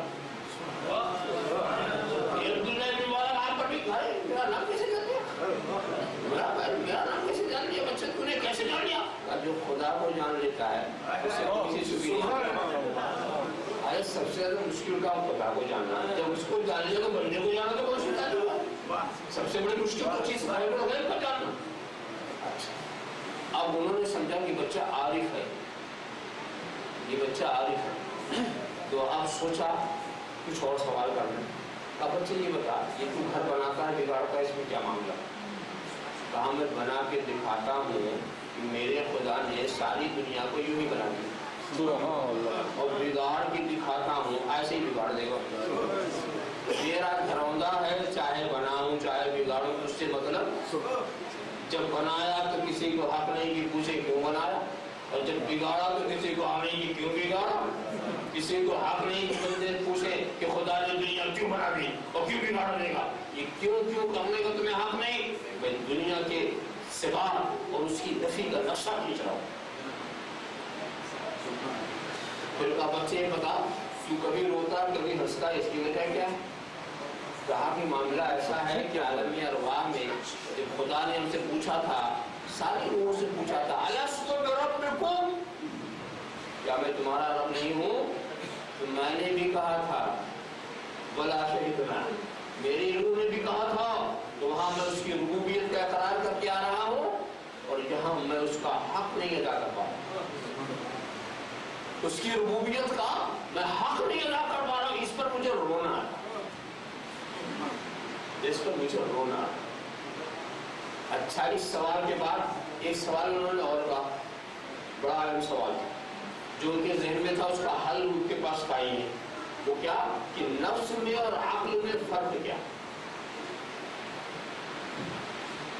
آج بھی ہم کتنا کام کرتے ہیں نفس والا، اور کہتے ہیں یہ عقل کا کام، یہ جو ٹکراؤ ہوتا ہے نا، یہ نفس کا ٹکراؤ ہوتا ہے، یہ نفس کا ٹکراؤ ہوتا ہے، ہم کہتے ہیں یہ جو نظر ہوئی تھی، جو میں نے سوچا وہی تھی، اور اسی کو من مانے پر زور، نہ مانو تو اختلاف شروع، لڑنے کے لیے تیار۔ دیکھا تو نفس اور عقل میں کیا فرق ہے؟ بہت مشکل سمجھنا، کون سا کام عقل کا ہے کون سا کام نفس کا۔ بچے نے کہا کہ اے حضرت عبداللہ ابن مبارک، جب آپ میرے قریب سے گزرے تھے نا، تو آپ نے سوچا بچہ ہے کیا سلام کرو، آپ نے چلے گئے. پھر آگے جا کے آپ نے سوچا کہ اللہ کے رسول بچوں کو بھی سلام کرتے تھے. پھر آپ پیچھے آئے تو سنو بغیر سلام کرائے جو لے گیا تھا وہ نفس تھا اور جو پلٹا کے لائی وہ آخر. تو جو رسول کی اطاعت کرائے فرما برداری کرائے رسول کے راستے پہ چلائے وہ آخر ہے. جو رسول کی سنتوں سے دور کر دے وہ نفس ہے. مجھے تو صرف یہ واقعہ اس لیے سنانا تھا کہ کیا ایسے روشن ضمیروں کو جہالت ڈرا سکتی ہے؟ کیا ایسوں کو جہالت ڈرا سکتی ہے؟ تو یہ جہالت سے ڈرنے والے نہیں. ان کے قریب جہالت ہے ہی نہیں تو ڈریں گے کیا؟ رہ گئی مفلسی سے. تو اس سلسلے میں دو واقعے آپ کے سامنے عرض کروں گا. حضرت محبوب الہی کی بارگاہ میں ایک شخص پہنچا اور اس نے اپنی مفلسی کا رونا رویا, اپنی مفلسی کا اظہار کیا. تو حضرت نے کیا کیا, مٹی کا ڈھیلا اٹھایا, 3 مرتبہ سورہ اخلاص قل هو اللہ شریف پڑھ کے دم کر دیا اور دے دیا. وہ مٹی سونا ہو گئی, سونا ہو گئی. یہ صاحب بھی بہت خوش ہو گئے کہ آج تو اچھا ہوا, سونا بھی مل گیا اور سونا بنانے کی ترکیب بھی مل گئی. اب تو چلو مومن کی سمجھ سے ڈرو. جیسے باعزت کہتے کیا ہے, پہلے وہ نکال جو اندر چھپا ہوئی ہے, پہلے اپنی زنار نکال پھر سن. یہ سمجھ ایمان کی روشنی مل گئی. وہ ایمان لے آتے ہیں اور ایمان لانے کے بعد کہتے ہیں حضور یہ جو جواب آپ نے دیا ہے تو بہت سے سارے فقیروں کے پاس گیا, کسی نے نہیں دیا. تو کہا سنو سارے فقیروں کو تمہارا جواب معلوم تھا, جہاں جہاں تم گئے مجھے معلوم ہے, مگر وہ بات یہ وہ یہ بھی تو جانتے تھے کہ تیرا ایمان تو میرے ہاتھ میں لکھا ہوا, اس لیے وہ خاموش رہتے. درویشوں کی خاموشی کو جہالت نہ سمجھنا. خاموش رہتے ہیں تو حکمت ہوتی ہے, بولتے ہیں تو کرامت ہوتی ہے. اچھا آپ دیکھیں یہاں پر ایک نقطے کی وجہ ہے کہ اس نے کافر نے کیا دیکھا, کافر نے بایزید بستامی کی کرامت دیکھی, ان کی فراست دیکھی, ان کی روشن ضمیری دیکھی. اور کلمہ کس کا پڑھا؟ اللہ کے رسول کا پڑھا. کلمہ پڑھا اللہ کے رسول کا. ارے بھی آدمی جس کا کمال دیکھتا ہے اس سے کوئی بات نہیں, مگر کمال دیکھتا تو یزید کا, ایمان لایا رسول کا. کیا سمجھے, یہیں سے پتا چلا ولایت دلیل نبوت ہے. کسی ولی کو مانتا ہے اسے نبی کا کلمہ کلمہ پڑھنا پڑتا. اسی لیے ہم دیکھتے جو نبی کو نہیں ماننا چاہتے نا ولیوں سے باتیں کر رہے. نبی کو نہیں ماننا چاہتے ولیوں سے, دعویٰ کو نہیں ماننا چاہتے اور دلیل کے قریب بھی نہیں جانا چاہتے. تو میں بتا یہ رہا تھا کہ ایسے روشن ضمیروں کو جہالت کیا کرا سکتی ہے. ایسے ہی دیکھو یہ تو خیر مولانا روم تھے, مولانا عبد الرحمن جامی کا بھی قصہ, وہ بھی خواجہ عبید اللہ احرار کی خدمت میں گئے تھے. دیکھا بڑی اچھی شاندار بلڈنگ, بڑے اچھے مکان میں. ان کے دل میں خیال ہے یہ کیسا فقیر جو دنیا کو دوست رکھتا, یہ کیسا فقیر جو دنیا کو دوست رکھتا. نمردستان کی دنیا دوست دارا, یہ سوچ کے چلے گئے. نمردستان کی دنیا دوست دارا, یہ سوچ کے چلے وہ بھی کوئی مرد ہے, وہ بھی کوئی فقیر ہے جو دنیا کو دوست رکھے, یہ سوچ کر چلے گئے. آپ بھی کیا دیکھتے کہ میدان قیامت اور ایک صاحب ان کے گلے میں پھندا ڈالے ہوئے, جامی صاحب, جامی بڑا قرضہ میرا لیا آج دینا ہوگا, یہ قیامت کے دن چھوڑوں گا نہیں. پریشان ہے.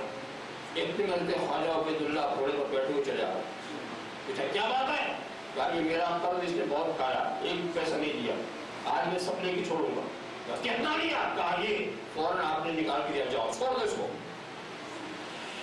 میدان قیامت میں ان کی یہ شان, یہ عنوان, ایک ان کی بھی آنکھ کھلی, دوڑے ہوئے گئے حضرت کے پاس. انہوں نے بھی نہیں پوچھا ذرا وہ مصرع تو سناؤ جو سوچ کے چلے گئے تھے, سناؤ. جو انہوں نے کہا نمردستان کی دنیا دوست دار کا ایک لفظ اور بڑھا لو, اگر دار برائے دوست دارت، برائے دوست دارت۔ وہ مرد نہیں ہے جو دنیا کو دوست رکھے، مگر رکھے بھی تو دوست کے لیے رکھے، خدا کے لیے رکھے۔ دوستو، اسلام سرمایہ داری کا مخالف نہیں ہے، اسلام تمنگری کا مخالف نہیں ہے، نہ اسلام تمنگری کا مخالف ہے، نہ اسلام درویشی کا مخالف ہے۔ اسلام تو یہ چاہتا ہے تمنگری ہو تو عثمان غنی کی ہو، درویشی ہو تو علی مرتضیٰ کی ہو۔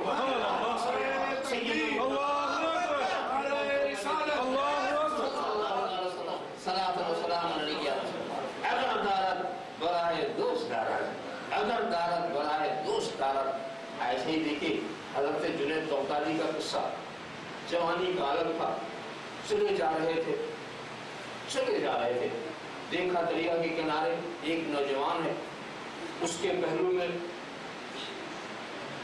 ایک خاتون، ہاتھ میں کوئی مشروب۔ ان کو یہ گمان ہوا کہ دیکھیے اللہ کے نیک بندے ہو، اللہ کے بندے ہو، خدا کو ڈرتے نہیں اور خدا کی نافرمانی کھلے عام کر رہے ہیں، خدا کی نافرمانی کھلے عام کر رہے ہیں۔ اتنے میں دیکھتے کیا ہیں، دریا میں کشتی اڑ گئی، یہ نوجوان کود کے جاتا، اس میں سے ایک کو بچا کے لایا، پھر گیا، پھر دوسرے کو بچا کے لایا، ویسے جنید کی طرف وہ کیا، ارے جنید کو تم بھی بچا کے لاؤ، تو کہتے مجھے تیرنا نہیں آتا، مجھے تیرنا، تو وہ کہتے ہیں تیرنا نہیں آتا، بدگمانی کرنی خوب آتی ہے، بدگمانی کرنی خوب آتی ہے۔ بندگان خاص علام الغیوب فاحذروہم ہم جواسیس القلوب، اللہ عالم الغیب و شہادہ کے خاص بندوں سے ڈرو، وہ دل کے سی آئی ڈی ہیں، دل کی سی آئی ڈی ہیں۔ تو ایسے روشن ضمیروں کو کیا جہالت ڈرا سکتی ہے؟ معلوم ہوا کہ دوستو دنیا کو ڈرانے والی چیز، اور یہ علم جیسے بھی مل جائے، یہ کوئی ضروری نہیں ہے کہ درسگاہوں میں جاؤ تو بھی اللہ کا فضل ہو تو چھوٹا بچہ بھی معرفت والا، چھوٹا بچہ۔ اس سلسلے میں وہ واقعہ بھی بڑا سبق آموز ہے کہ حضرت عبداللہ ابن مبارک چلے جا رہے، راستے میں ایک چھوٹے سے بچے کو دیکھا کہ وہ مٹی کا مکان بنا رہا، چھوٹا سا گھر ہوگا جس کو بنا رہا بگاڑ رہا، کبھی رو رہا کبھی ہنس رہا۔ جب وہاں گئے تو ان کے دل میں خیال آیا کہ بچے کو سلام کر دو، پھر سوچا یہ بھی چھوٹا بچہ ہے کیا کرنے دو، آگے بڑھ گئے، آگے جب بڑھ گئے تو پھر خیال آیا کہ اللہ کے رسول کو چھوٹے بچوں کو بھی سلام فرما، پھر پڑھ گیا السلام علیکم ایھا الولد، اے بیٹے تم پر سلام کی ہوں، تو اس نے جو وعلیکم السلام کیا، عبداللہ ابن مبارک، یہ عبداللہ ابن مبارک آپ پر بھی کھائے، میرا نام کیسے جان لیا، میرا نام کیسے جان لیا بچہ، تو نے کیسے جان لیا؟ جو خدا کو جان لیتا ہے اسے کسی سے بھی نہیں، ارے سب سے زیادہ مشکل کام خدا کو جاننا ہے، جب اس کو جان لیا تو بندے کو جانا تو بہت مشکل ہے، سب سے بڑی مشکل وہ چیز غیب الغیب کا جاننا۔ اب انہوں نے سمجھا کہ بچہ عارف ہے، یہ بچہ عارف ہے، تو اب سوچا کچھ اور سوال کرنا، اب بچے یہ بتا یہ تو گھر بناتا ہے بگاڑتا ہے، اس میں کیا معاملہ؟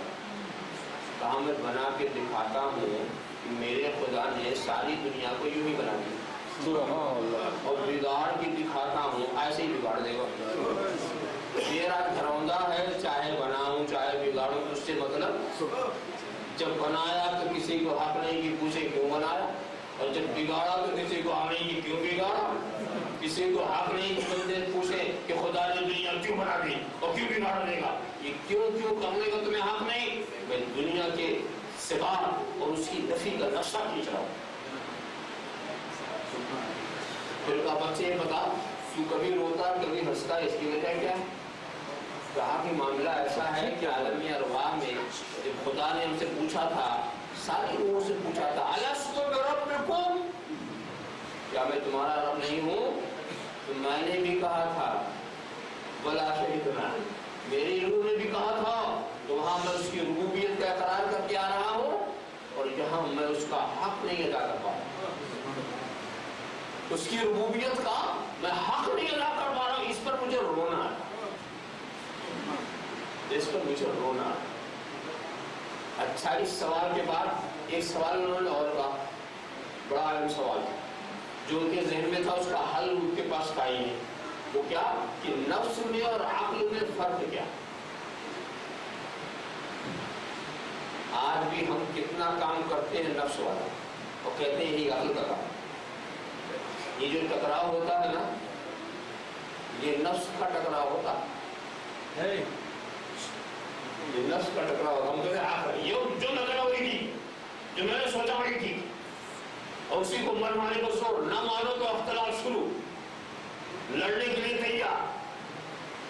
دیکھا تو نفس اور عقل میں کیا فرق ہے؟ بہت مشکل سمجھنا کون سا کام عقل کا ہے، کون سا کام نفس کا.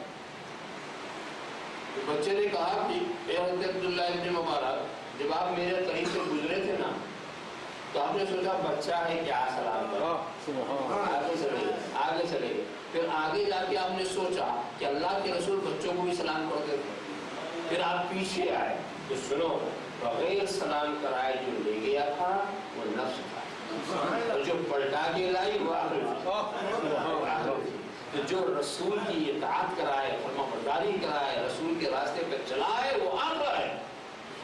جو رسول کی سنتوں سے دور کر دے وہ نفس ہے.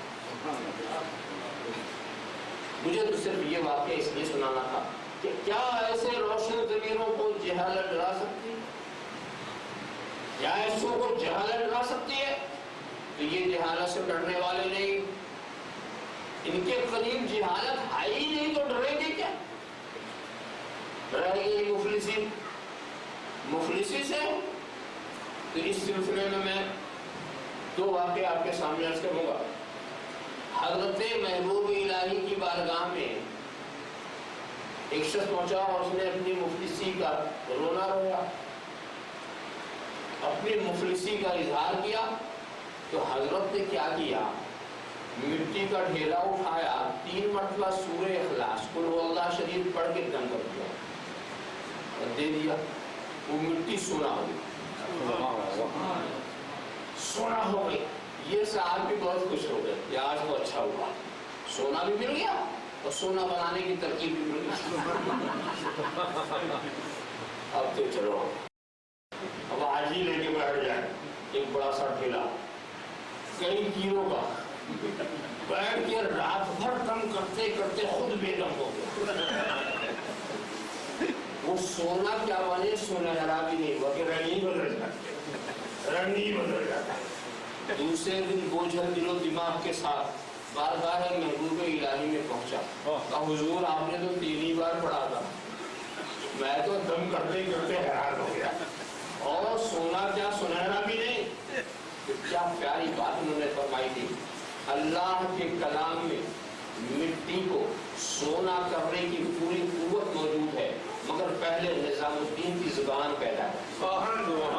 نظام الدین کلام جب اس زبان سے گزرے تو اثر کرے گا. وہ زبان جھوٹ بولنے والی زبان، غیبت کرنے والی زبان، دوسروں کو ستانے والی زبان، گالی دینے والی زبان، حرام کھانے والی زبان. ارے یہی اللہ کا رحم ہے، فضل ہے کہ قرآن پڑھتے ہو زبان نہیں جلتی، قرآن پڑھتے ہو زبان نہیں جلتی. صرف خدا اس کا اثر لے لیتا، اثر لے لیتا ہے. پڑھنے کو سبھی پڑھتے ہیں مگر وہ اثر کیوں نہیں ہوتا؟ یہ بھی اللہ کی مرضی ہے. اس میں جو نور ہے، لفظوں کا جو نور ہے، اس نور کو خدا چھین لیتا ہے. اگر لفظ اپنی نورانیت کے ساتھ آئے تو ہماری زبان تو اتنی ناقص ہے کہ وہ بچ نہیں سکتی، وہ بچ نہیں سکتی. پہلے اپنی زبان کو اس قابل بناؤ کہ اس پر انوار کا گزر ہو سکے، اس پر انوار کا گزر ہو سکے. جب وہ زبان اس قابل ہی نہیں ہے، یہ بھی خدا کا فضل ہے کہ وہ اثر لے لیتا ہے. ورنہ ہمارا حشر کیا، ویسا ہمارا حشر کیا ہو. دوستو اس کو میں ایسے سمجھاؤں، ہمارے ہاں ایک جڑی بوٹی ہے جو گڑ مار کہتے ہیں. یہ ہر جگہ ملتی، میں آپ کو بتاؤں تو آپ سمجھ لیں گے. وہ ایسا ہے کہ اگر آپ اس کو زبان پہ رکھ لیں، چبا لیں، تو اس کے بعد شکر آپ کھائیں تو شکر کی مٹھاس ختم. شکر کے مریضوں کو بھی وہ جڑی بوٹی کھلائی جاتی ہے تو وہ شکر کی مٹھاس ختم ہو جاتی ہے. زبان میں اگر اس کو رکھ لیں اور شکر کھلا تو ایسا لگے جیسے ہم ریت چبا رہے ہیں، مٹھاس اس لیے کہ زبان کی فضا اتنی خراب ہو جاتی ہے کہ شکر کے مزاج میں مٹھاس ہے مگر مٹھاس ظاہر نہیں ہوتی اور ایسا لگتا ہے ہم ریت چبا رہے ہیں. تو یہ نہیں کہ شکر میٹھی نہیں ہے، شکر میٹھی ہے، زبان کی فضا خراب ہے. شکر تو میٹھی ہے، اب مجھے کڑوی لگ رہی ہے تو پھیکی لگ رہی ہے، تو اس شکر کا قصور نہیں، زبان کا قصور ہے. پہلے زبان کو صاف کر تو ہر چیز کا صحیح ذائقہ ملے گا، ہر چیز کا صحیح ذائقہ ملے گا. پہلے زبان کو صاف کر لے تو سوچو ایسے روشن ایسی قوت رکھنے والے جو نظر ڈال دیں دم کر دے تو مٹی سونا بجے، انہیں مفلسی کا کیا ڈر، انہیں مفلسی کا کیا ڈر. چٹائی پر بیٹھنے سے کملی لپیٹنے سے نہ سمجھ لینا یہ مفلس ہے، یہ نہ سمجھ لینا یہ چٹائی پر بیٹھ کر دوسروں کو تخت پر بٹھاتے ہیں، یہ کملی لپیٹ کر دوسروں کو تاج پہناتے ہیں. ان کی شان بھی کچھ نرالی ہے. انہوں نے اس انداز کو اس لیے پسند کیا کہ یہ اللہ کے محبوب کا انداز ہے، یہ اللہ کے محبوب کا طریقہ ہے. ذرا سا پیار کرتے چلے گا تو اب ایسے انسانوں کو کیا مفلسی ڈرا سکتی ہے؟ حضرت مخدوم سلطان سید اشرف جہانگیر سمنانی جن سے ہمارا سلسلہ اشرفیہ لگا ہوا ہے، یہ تھے مخدوم اشرف سمنانی، یہ چشتی بھی ہیں، قادری بھی ہیں، اور ہمارا سلسلہ انہی سے لگا ہوا، اس لیے ہم اپنے کو اشرفی کہتے ہیں. جو ہم اپنے کو اشرفی کہتے ہیں اس کا معنی یہ ہوا کہ قادری اور چشتی حضرت مخدوم اشرف جہانگیر کے واسطے سے چشتی سلسلے میں حضرت شاہ علاء الحق کنڈوی، ان سے حضرت عقی سراج، ان سے محبوب الہی، اس طرح سے خواجہ تک پہنچتے ہیں. اور قادری سلسلے میں سید جلال الدین بخاری اور ان کے توسط سے غوث پاک تک پہنچتے ہیں. یہ سلسلہ جو ہے یوں چلتا ہے.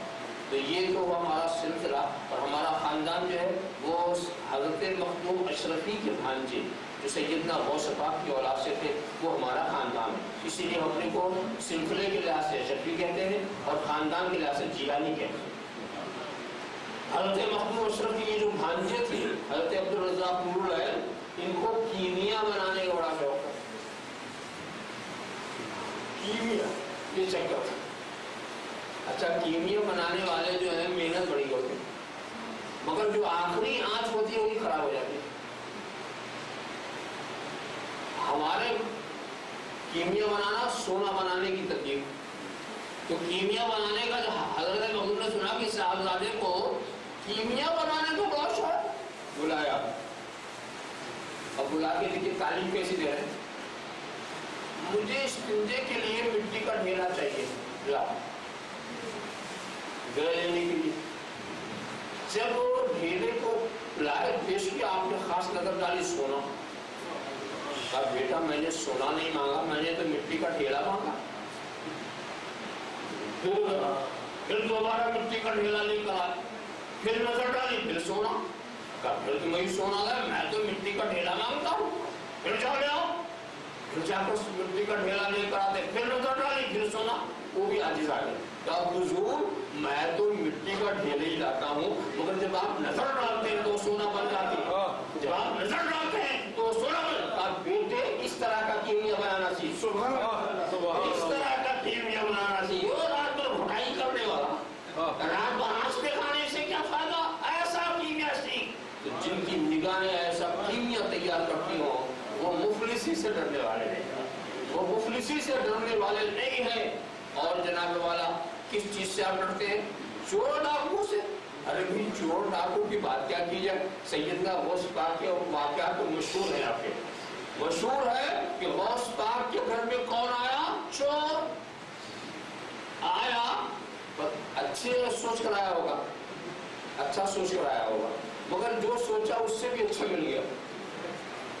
اس نے پتہ نہیں کیا سوچا ہوگا مگر جو ملا. اچھا قصہ یہ ہے اور بات بھی صحیح ہے. بھائی دیکھو آپ کسی کے گھر میں جب جاؤ گے تو اس گھر میں جو ہوگا وہی تو تمہیں ملے گا نا. اس گھر میں جو ہوگا وہی ملے گا. اگر سونا ہے تو چاندی نہیں ملے گا، چاندی ہے تو سونا نہیں ملے گا، موتی ہے تو سونا نہیں ملے گا، سونا ہے تو موتی، جو ہوگا وہی تو ملے گا. تو بات بھی بڑی کب کی نہ تھا. غوث کے گھر میں ولایت بنی ہوئی تھی،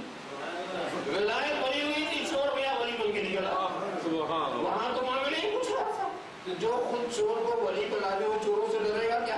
اور ایک مرتبہ تو ڈاکو نے یہ بھی تماشا دکھا دیا، تو دیکھا ہم نے غوث پاک کا جبہ بڑا قیمتی ہے، حضرت بہت ہی عالی شان شاہانہ جبہ پہنتے تھے، اور اس کے بعد اس نے پکڑ لیا کہ اگر یہ جبہ ہاتھ آ گیا تو مہینوں کا خرچہ نکل آئے گا، مہینوں کا خرچہ نکل آئے گا۔ جیسے ہی ہاتھ لگایا اور سے پاک کہتے ہیں الہ العالمین، اس نے عبد القادر کے دامن کو پکڑ لیا ہے، قیامت تک چھوٹنے نہ پائے، قیامت تک چھوٹنے نہ پائے۔ ارے جناب والا پکڑا دامن تو چھوٹا، اسی لیے میں مشورہ دیا کرتا ہوں، غوث پاک کا دامن پکڑ کے تو دیکھو، اچھی نیت نہیں بری نیت سے پکڑ کر کے دیکھو، یہ ایسا دامن اگر ہاتھ آ گیا تو قیامت تک نہیں چھوٹے گا۔ اللہم صلی علی سیدنا مولانا محمد وعلی سیدنا مولانا محمد کما تحب و ترضی بین صلی علیہ۔ اور اس کے بعد آگے تیزی سے جائیے، آدمی جانوروں سے ڈرتا، جانوروں سے ڈرتا کہ نہیں ڈرتا؟ حضرت اس کا بھی مشہور واقعہ ہے، بار بار سنتے رہتے ہیں آپ، مگر میں پھر آپ کی توجہ اس کی طرف دلا دوں۔ حضرت سفینہ، حدیث کا واقعہ ہے، حضرت سفینہ اسلامی لشکر سے پچھل جاتا، مختصر سا واقعہ، جنگل میں پہنچے، آ گیا سامنے شیر، شیر کا آنا تھا، کوئی گھبراہٹ نہیں، کوئی پریشانی نہیں، بڑے آرام سے شیر سے ایسا کہہ رہے جیسے ہم آپ سے بات کر رہے ہیں۔ اگر یہاں شیر آئے آپ کیا کریں گے؟ تقریر سنیں گے کہ اپنے کو سنبھالے، نہ سنانے والا رہے گا نہ سننے والا رہے گا۔ آ جائے کوئی شیر یہاں پر اور ان کو اتنا ایمان، اتنا یا ابا الحارث انا سفینۃ مولا رسول اللہ صلی اللہ علیہ وسلم، اے ابو الحارث، جیسے کوئی اپنے غلام کو بلا رہا، ابو الحارث یہ کنیت ہے شیر، اے ابو الحارث، اے شیر، میں سفینہ ہوں، اللہ کے رسول کا آزاد کردہ غلام، اتنا کہ اللہ کا دم ہلانے لگا۔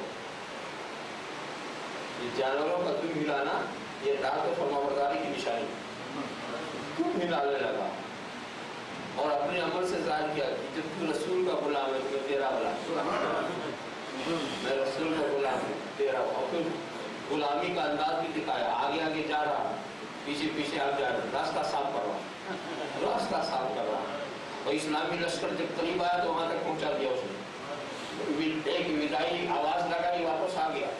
اس واقعے کو جب بیان کرتا ہوں تو یہ بھی پوچھتا ہوں کہ لوگ کہتے ہیں شیر جنگل کا راجا ہے، کہتے ہیں نا، کہ جب راجا کا یہ حال ہے تو پرجا کا کیا حال ہوگا؟ جب راجا تم ہلا رہا، جب راجا تم ہلا رہا تو پرجا تو کوئی کچھ کسی شماری میں نہیں ہوگی۔ دیکھا، اچھا، اور اس واقعے کو بیان کرتے وقت میں ایک بات ضرور کہتا ہوں، وہ آپ سے بھی عرض کر دوں کہ حضرت سفینہ نے شیر سے کہا کہ اے شیر، میں سفینہ ہوں، اللہ کے رسول کا غلام ہوں، آزاد کردہ غلام ہوں۔ سفینہ، حضرت سفینہ نے شیر سے یہ کیوں نہیں کہا یا ابا الحارث انا سفینۃ عبد اللہ، اے شیر، میں سفینہ ہوں، اللہ کا بندہ ہوں، کہہ سکتے تھے نا، کوئی غلط بات تو نہیں تھی، مگر وہ اللہ کا بندہ ہم لوگ نہیں کہہ رہے، کہتے میں رسول کا غلام ہوں۔ جانور سے کہتے ہیں کہ ہاں میں رسول کا غلام ہوں، یہ نہیں کہ میں اللہ کا بندہ ہوں۔ بات کیا، جہاں تک اللہ کا بندہ ہونے کا سوال ہے سب اللہ کے بندے، جو خدا کو مانے وہ بھی خدا کے بندے، نہ مانے وہ خدا کے بندے، کوئی فرمانبردار بندہ کوئی نافرمان بندہ، بندے صاحب خدا کے، جتنی مخلوق ہے سب خدا کے بندے، سب خدا کے بندے، تو نبی تمہیں خدا کا بندہ بنانے نہیں آتا، نبی کا کام آپ کو خدا کا بندہ بنانا ہے، آپ تو پہلے ہی سے بندے ہیں، نبی آئے نا، آپ تو بندے ہی ہیں، نبی آتا ہے اپنا غلام بنانے کے لیے۔ یاد رکھو، خدا کے بندہ بننے سے نجات نہیں ملتی، صرف خدا کا بندہ بننے سے نجات نہیں ملتی۔ نجات ملتی ہے نبی کے غلام بننے سے۔ مثال دے دو، نمرود خدا کا بندہ تھا، حضرت ابراہیم کا غلام نہیں تھا، فرعون خدا کا بندہ تھا، حضرت موسیٰ کا غلام نہیں تھا، ابو جہل خدا کا بندہ تھا مگر رسول عربی کا غلام نہیں تھا۔ تو ایمان ملتا ہے نبی کی غلامی سے، نجات ملتی ہے نبی کی غلامی سے، نبی اپنا غلام بنانے آتا ہے۔ جو لوگ اپنے کو صرف خدا کا بندہ کہیں، پتہ نہیں ادھر کے بندے ہیں کہ ادھر کے بندے۔ جانور نے بھی سوچا کہ اگر حضرت سفینہ سوچا کہ میں نے اس سے کہہ دیا کہ یہ شیر میں خدا کا بندہ ہوں، پتہ نہیں شیر کیا سمجھے، ادھر کا بندہ کہ ادھر کا بندہ، لہذا سیدھے سیدھے کہہ دو کہ میں رسول کا غلام ہوں، میں رسول کا غلام ہوں، تاکہ حجت کرنے کی باتیں ختم ہو جائیں۔ مسلمانوں ہمارا امتیاز خدا کا بندہ ہونا نہیں، ہماری پہچان خدا کا بندہ ہونا نہیں ہے۔ کہ فرعون بھی خدا کا بندہ، نمرود بھی خدا کا بندہ، ابو لہب بھی خدا کا بندہ، عتبہ و شیبہ بھی خدا کا بندہ، ولید ابن مغیرہ بھی خدا کا بندہ، عبداللہ ابن امی بھی خدا کا بندہ۔ تو صرف بندہ ہونا یہ ہماری پہچان نہیں ہے، ہماری پہچان تو ہے رسول کا غلام ہونا، ہماری پہچان یہ ہے رسول کا غلام ہونا۔ اس لیے کہ ہم رسول کا غلام کہیں گے تو بندے تو ہیں ہی، بندہ ہونے کے لیے ماننا نہ ماننے کی کوئی بات ہی نہیں، چاہے مانو تو بھی بندے، نہ مانو جب بھی بندے۔ مگر جنت صرف بندوں کو نہیں ملے گی، رسول کے غلاموں کو ملے گی۔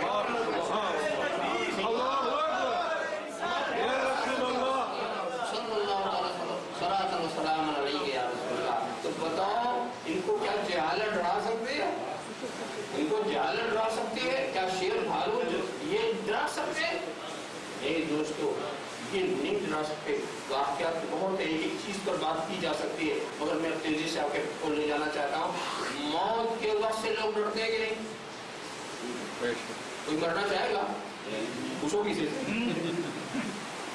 ارے بھائی 150 سال کا بڈھا ہوتا ہے نا، وہ بھی کہتا ڈاکٹر صاحب ایسا انجیکشن لگاؤ کہ 1 صدی ہو۔ دیکھو مومن مرنے کی خواہش نہیں کرتا مگر موت سے ڈرتا۔ خواہش کرنا اور چیز ہے، ڈرنا اور چیز ہے۔ مگر اچھا آپ ڈرتے کیوں ہیں مجھے بتا دیں، اور فطری بات اس لیے ڈرتے ہیں آپ سوچتے ہیں گئے پکڑے گئے، ارے کیا ذرا کچھ ہے نہیں، کیا ذرا کچھ ہے نہیں، تو جب تک یہاں رہے گا وہاں گئے گردن ناپی نہیں۔ اسی لیے جو کیے بھرے والے ہوتے ہیں وہ نہیں ڈرتے، ڈرتا وہ ہے جس کی جھولی خالی ہو، ڈرتا وہ ہے جس کی جھولی خالی ہو۔ یہ نہیں ڈرتے، موت سے نہیں ڈرتے، اور واقعی جو ایمانی کامل والے ہوتے ہیں موت سے نہیں ڈرتے۔ کیوں نہیں ڈرتے؟ موت کی تکلیفیں تو بہت ہے نا، بہت۔ نظر کی تکلیفوں کو میں بتا نہیں سکتا، نہیں بتا سکتا۔ کیوں؟ نقش الفاظ میں احساس کی تصویر کا، سبحان، نقش الفاظ میں احساس کی تصویر کا پورے دل کے لیے فولاد کی زنجیر کا، پھولوں کی مہک کو زنجیر میں جکڑ نہیں سکتے، اپنے احساس کو لفظوں میں بیان کر نہیں سکتے، تو اس کا تعلق تو احساس سے ہے نا۔ اور ویسے سمجھانے کے لوگ نے یہ سمجھایا ہے کہ ببول کے درخت کو بھگا کر بھی کوئی چادر آپ ڈال دیں، کھینچ لے تو ایک ایک تار بکھر جاتا ہے، ایسا لگتا ہے کہ ببول کے کانٹے ہمارے جسم سے نکل رہے ہیں۔ اتنی شدید تکلیف ہوتی ہے، اتنی شدید تکلیف۔ اس تکلیف کو جب سنو گے تو ڈرو گے کہ نہیں ڈرو گے؟ ڈرو گے؟ مگر مومن نہیں ڈرتا، اللہ کا ولی نہیں ڈرتا۔ اچھا اس کی وجہ کیوں؟ کیا ان پر موت نہیں طاری ہوگی؟ کیا یہ ساری کیفیتوں سے انہیں نہیں گزرنا ہوگا؟ اور انہیں ڈر کیوں نہیں ہے؟ وہ ڈرتے کیوں نہیں؟ اس کا ایک واقعہ آپ سن لیں، آپ بھی سمجھ لیں گے۔ ایک صاحب نے تفسیر روح البیان کے اندر ہے، ایک صاحب نے خواب دیکھا۔ خواب کیا دیکھا کہ حضور آئے، تو حضور سے پوچھا حضور آپ نے یہ کہا ہے کہ کہ مومن کی روح ایسا نکل جائے گی جیسے پھول سے خوشبو نکل جاتی ہے یا جیسے آٹے سے بال نکل جاتا ہے، اتنی ہلکے سے نکل جائے گی. اور نزا کی کیفیت تو بہت ہے، تکلیف بہت ہے، آپ اتنی آسانی بتا رہے ہیں. تو سرکار نے کہا اس کا جواب سورہ یوسف سے تلاش کرو. اب انہوں نے سورہ یوسف پر جب غور کیا سمجھ میں آ گیا. سمجھ میں آ گیا. کیا سمجھ میں آیا؟ کہ جب حضرت زلیخا نے ان عورتوں کو بٹھایا اور ہاتھ میں چاقو دیا، ایک ہاتھ میں پھل دے دیا، وہ لیمو کا پھل ہو یا جو بھی پھل ہو، ایک پھل دے دیا اور کہا جب میں کہوں تو کاٹنا. اور اس کے بعد حضرت یوسف کو بلایا اور حضرت یوسف جب آئے تو ان کا حسن و جمال دیکھ کر عورتوں کو ہوش حواس اس میں گم ہو گئے. عورتوں کے ہوش و حواس اس نے یوسفی میں گم ہو گئے. اور جب لیمو کاٹنے کی بات آئی تو بے خیالی میں لیمو کے بجائے انگلی کٹ گئی اور انگلی کٹی تو انہیں پتہ بھی نہیں چلا. پتہ نہیں چلا. کیوں؟ پتہ چلانے والی چیز تو عقل ہے، پتہ چلانے والی چیز تو حواس ہے. یہ عقل و حواس تو کہیں اور چلے گئے، تب پتہ کیسے لگے؟ تو درد ہوا پتہ نہیں چلا، تکلیف ہوئی محسوس نہیں ہوئی. تکلیف ہوئی محسوس نہیں. تو تکلیف کو ہونا اور ہے، محسوس ہونا اور ہے، درد ہونا اور ہے، پتہ لگنا اور ہے. تو سرکار نے اشارہ کر دیا کہ جب مومن کی روح نکلے گی تو جمال مصطفیٰ سامنے اللہ کے رسول جمال محمدی سامنے ہوگا. ہمارے ہوش و حواس اس نے محمدی میں گم ہو جائے گے، روح نکل جائے گی، پتہ نہیں چلے گا.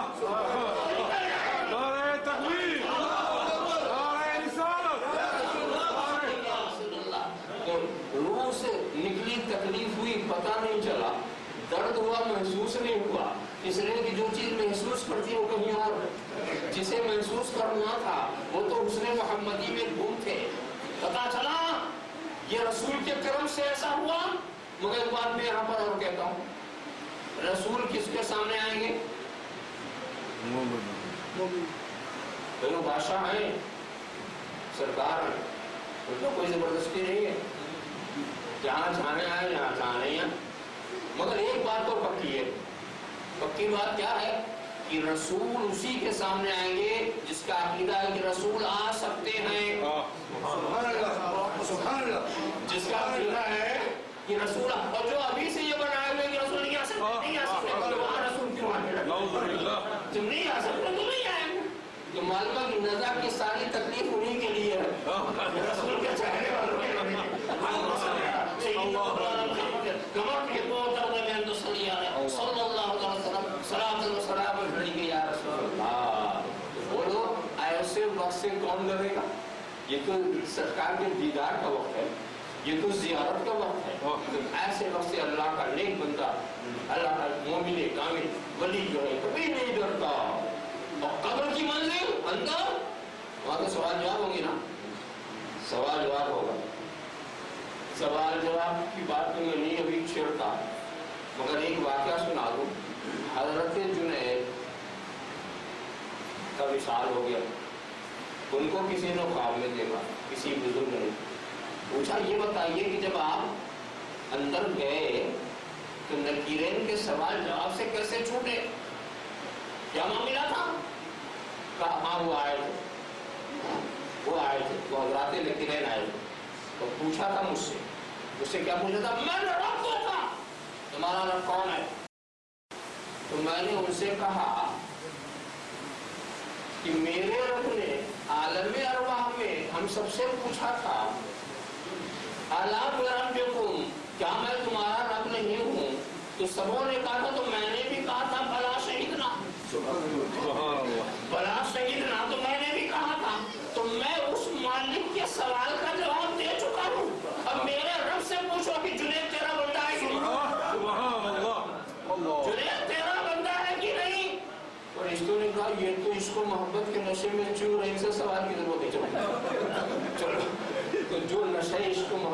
साथ शुरू लोगों कब्र की मंजिल से क्या डरेगा, सुभान अल्लाह। उससे क्या डरेगा।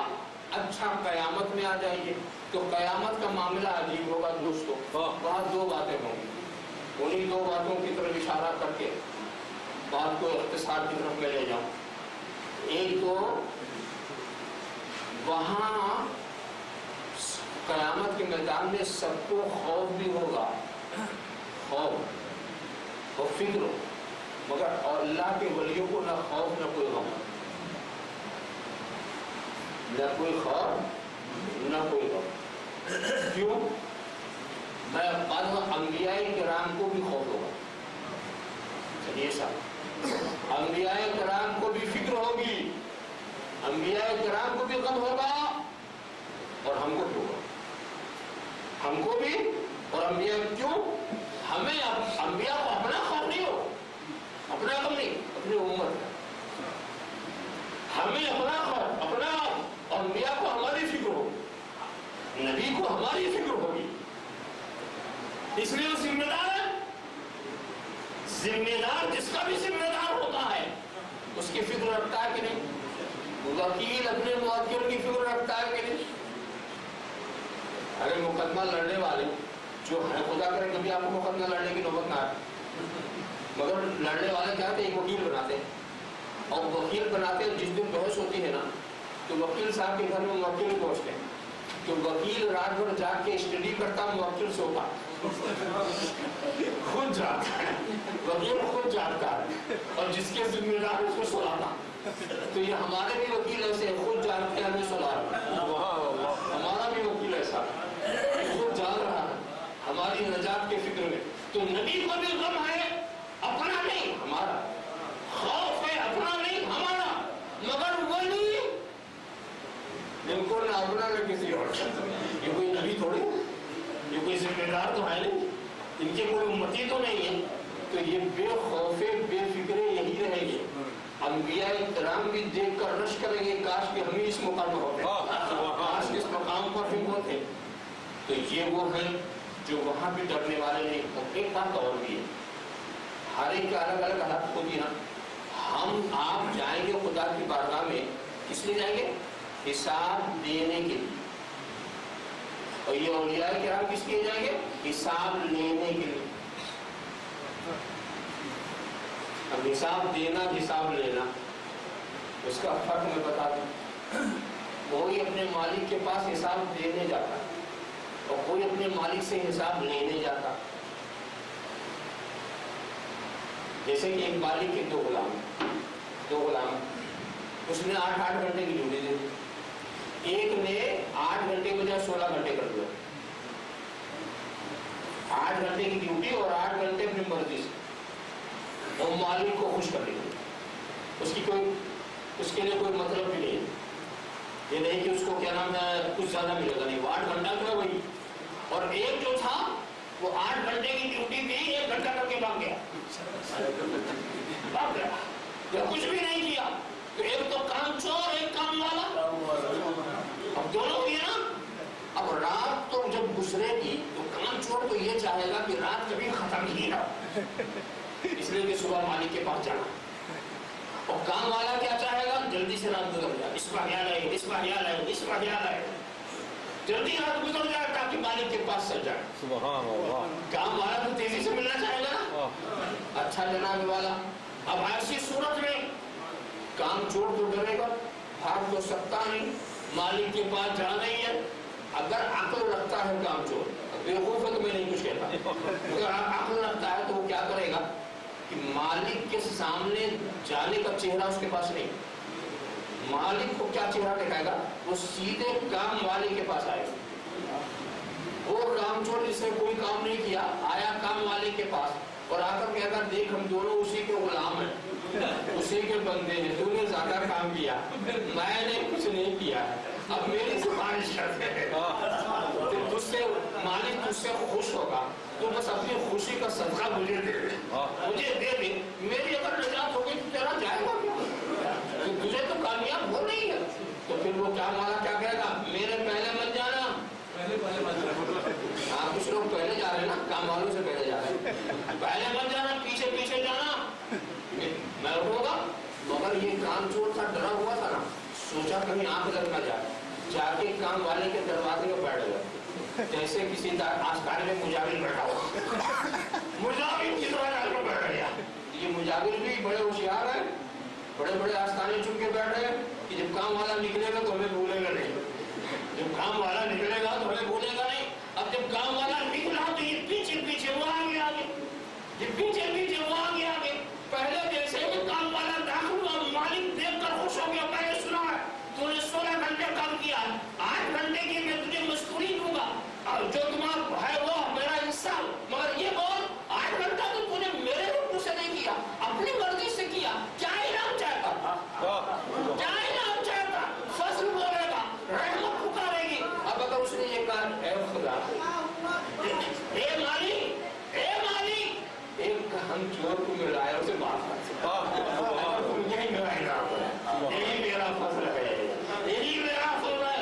तो पीछे वाला वो था जिसे हिसाब देना था, और आगे वाला वो था जिसे हिसाब लेना था, आगे वाला वो था जिसे हिसाब लेना था। तो ये औलिया इकराम, ये बुजुर्गाने दीन जब बारगाह खुदा बंदी में पहुंचेंगे तो गौसे आज़म कहेंगे, ए अल्लाह तूने सिर्फ 5 वक्त की नमाज फर्ज की थी, हम रात रात भर तुझे याद करते रहे, बुर्ज अजमी की मुजाहिदा तेरे सामने है, बुर्ज अजमी का रोना धोना तेरे सामने है। ए अल्लाह तूने सिर्फ 1 महीने का रोजा दिया था, हम मुसलसल रोजे पे रोजा रखते थे, तूने तो सिर्फ ये कहा था कि जो मिले उसका 40वां निकाल देना, हमने तो 40वां भी नहीं बचाया, सब खुदा की राह में खर्च कर दिया। तूने ये कहा, हमने ये किया, और ये करने में खुदा कोई दिखावा नहीं था, कोई सुमा नहीं था, कोई रियाकारी नहीं थी, बस तुझे राजी रखना था, तेरी खुशी के लिए, तेरी खुशनुमी के लिए हमने ये किया, ये किया। तो फजल खुदा बोलेगा, रहमत खुदा बंदी पुकारे, बंदे बोल क्या इनाम चाहता है, क्या इनाम चाहता? गौस दामन उठाएंगे, इतने काम चोरों को लाया हूँ, ख्वाजा दामन उठाएंगे, इतने काम चोरों को लाएंगे, दादा दामन उठाएंगे, इतने काम चोरों को लाया हूँ। इसीलिए मैं कहता हूँ काम करो, जरूर करो, मगर किसी काम वाले के दामन में भी छुपे रहो, किसी काम वाले के दामन में भी छुपे रहो, कि अगर तुम्हारा काम ना दे तो ये काम वाले का देखो। तो ये मैदान क़यामत से भी डरने वाले, वहाँ तो इन पर फजल का साया रहेगा, वहाँ उन पर अर्श का साया रहेगा। अब इस सिलसिले की आखिर कड़ी है, तुम कहते हो नहीं डरते, कौन कहता है नहीं डरते? लज़ीना आमनू व कानू यत्तक़ून, ईमान वाले हैं, डरने वाले हैं। कौन कहता है ये नहीं डरते? इनसे ज्यादा कौन डरता? इनके डरने का हाल सुनाओ। हज़रत बायज़ीद बुस्तामी से किसी ने कहा कि आपकी दाढ़ी अच्छी या मेरे बैल की दुम? कहा अगर मेरी नजात हो जाए तो मेरी दाढ़ी अच्छी, नहीं तो तेरे बैल की दुम अच्छी। हज़रत बायज़ीद बुस्तामी से किसी ने कहा हुजूर बारिश नहीं हो रही है। कहा कि कोई गुनहगार बंदा किसी शहर में होता है तो अल्लाह की रहमत नहीं बरसती, मुझसे ज्यादा गुनहगार तो हमारे शहर नहीं है, मैं छोड़ देता हूँ। शहर मुस्ताम से बाहर में खूब जम के बारिश हो गई, यही अल्लाह खुदा को पसंद आ गई। हज़रत बायज़ीद बुस्तामी गुजर रहे किसी ने ऊपर से गलती से कूड़ा फेंका, वो इनके बदन पर गिर गया। कहा अल्लाह का शुक्र है ये बदन इस लायक था कि इस पर आग गिराई जाए, मगर खाक गिराई जाए। क्यों सा डरते हैं? जाओ बुर्ज अजमी से पूछो बॉस कितना डर रहे थे, बुजुर्गों की चिल्लागाहों से पूछो वो कितना डर रहे थे। ये सब डरते हैं, कौन कहता ये नहीं डरते? मगर ये सिर्फ एक से डरते, एक से डरते हैं, इसलिए किसी से नहीं डरते। उस एक से डरने का नाम है तकवा, और उसके सिवा से डरने का नाम है खौफ। ये खौफ वाले नहीं है, ये तकवा वाले, ये सिर्फ खुदा से डरते हैं। इसलिए किसी से तुमको तो डरना है, डर नहीं, और पसंद कर लो एक से डरना अच्छा या सबसे डरना अच्छा, अभी आपकी पसंद है। अगर एक से डरोगे तो दूसरों से डरना नहीं पड़ेगा, और उस एक से नहीं डरोगे तो सभी से डरना, सभी से डरना। और ये उस एक से किसी से नहीं डरते।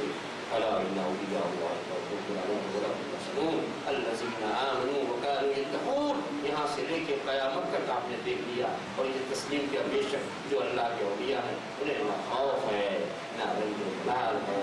وآخر دعوانا ان الحمد للہ رب العالمین. کھڑے ہو کے ہمارے رسالہ سے اور قرآن کا نظرانِ یقین شیشہ.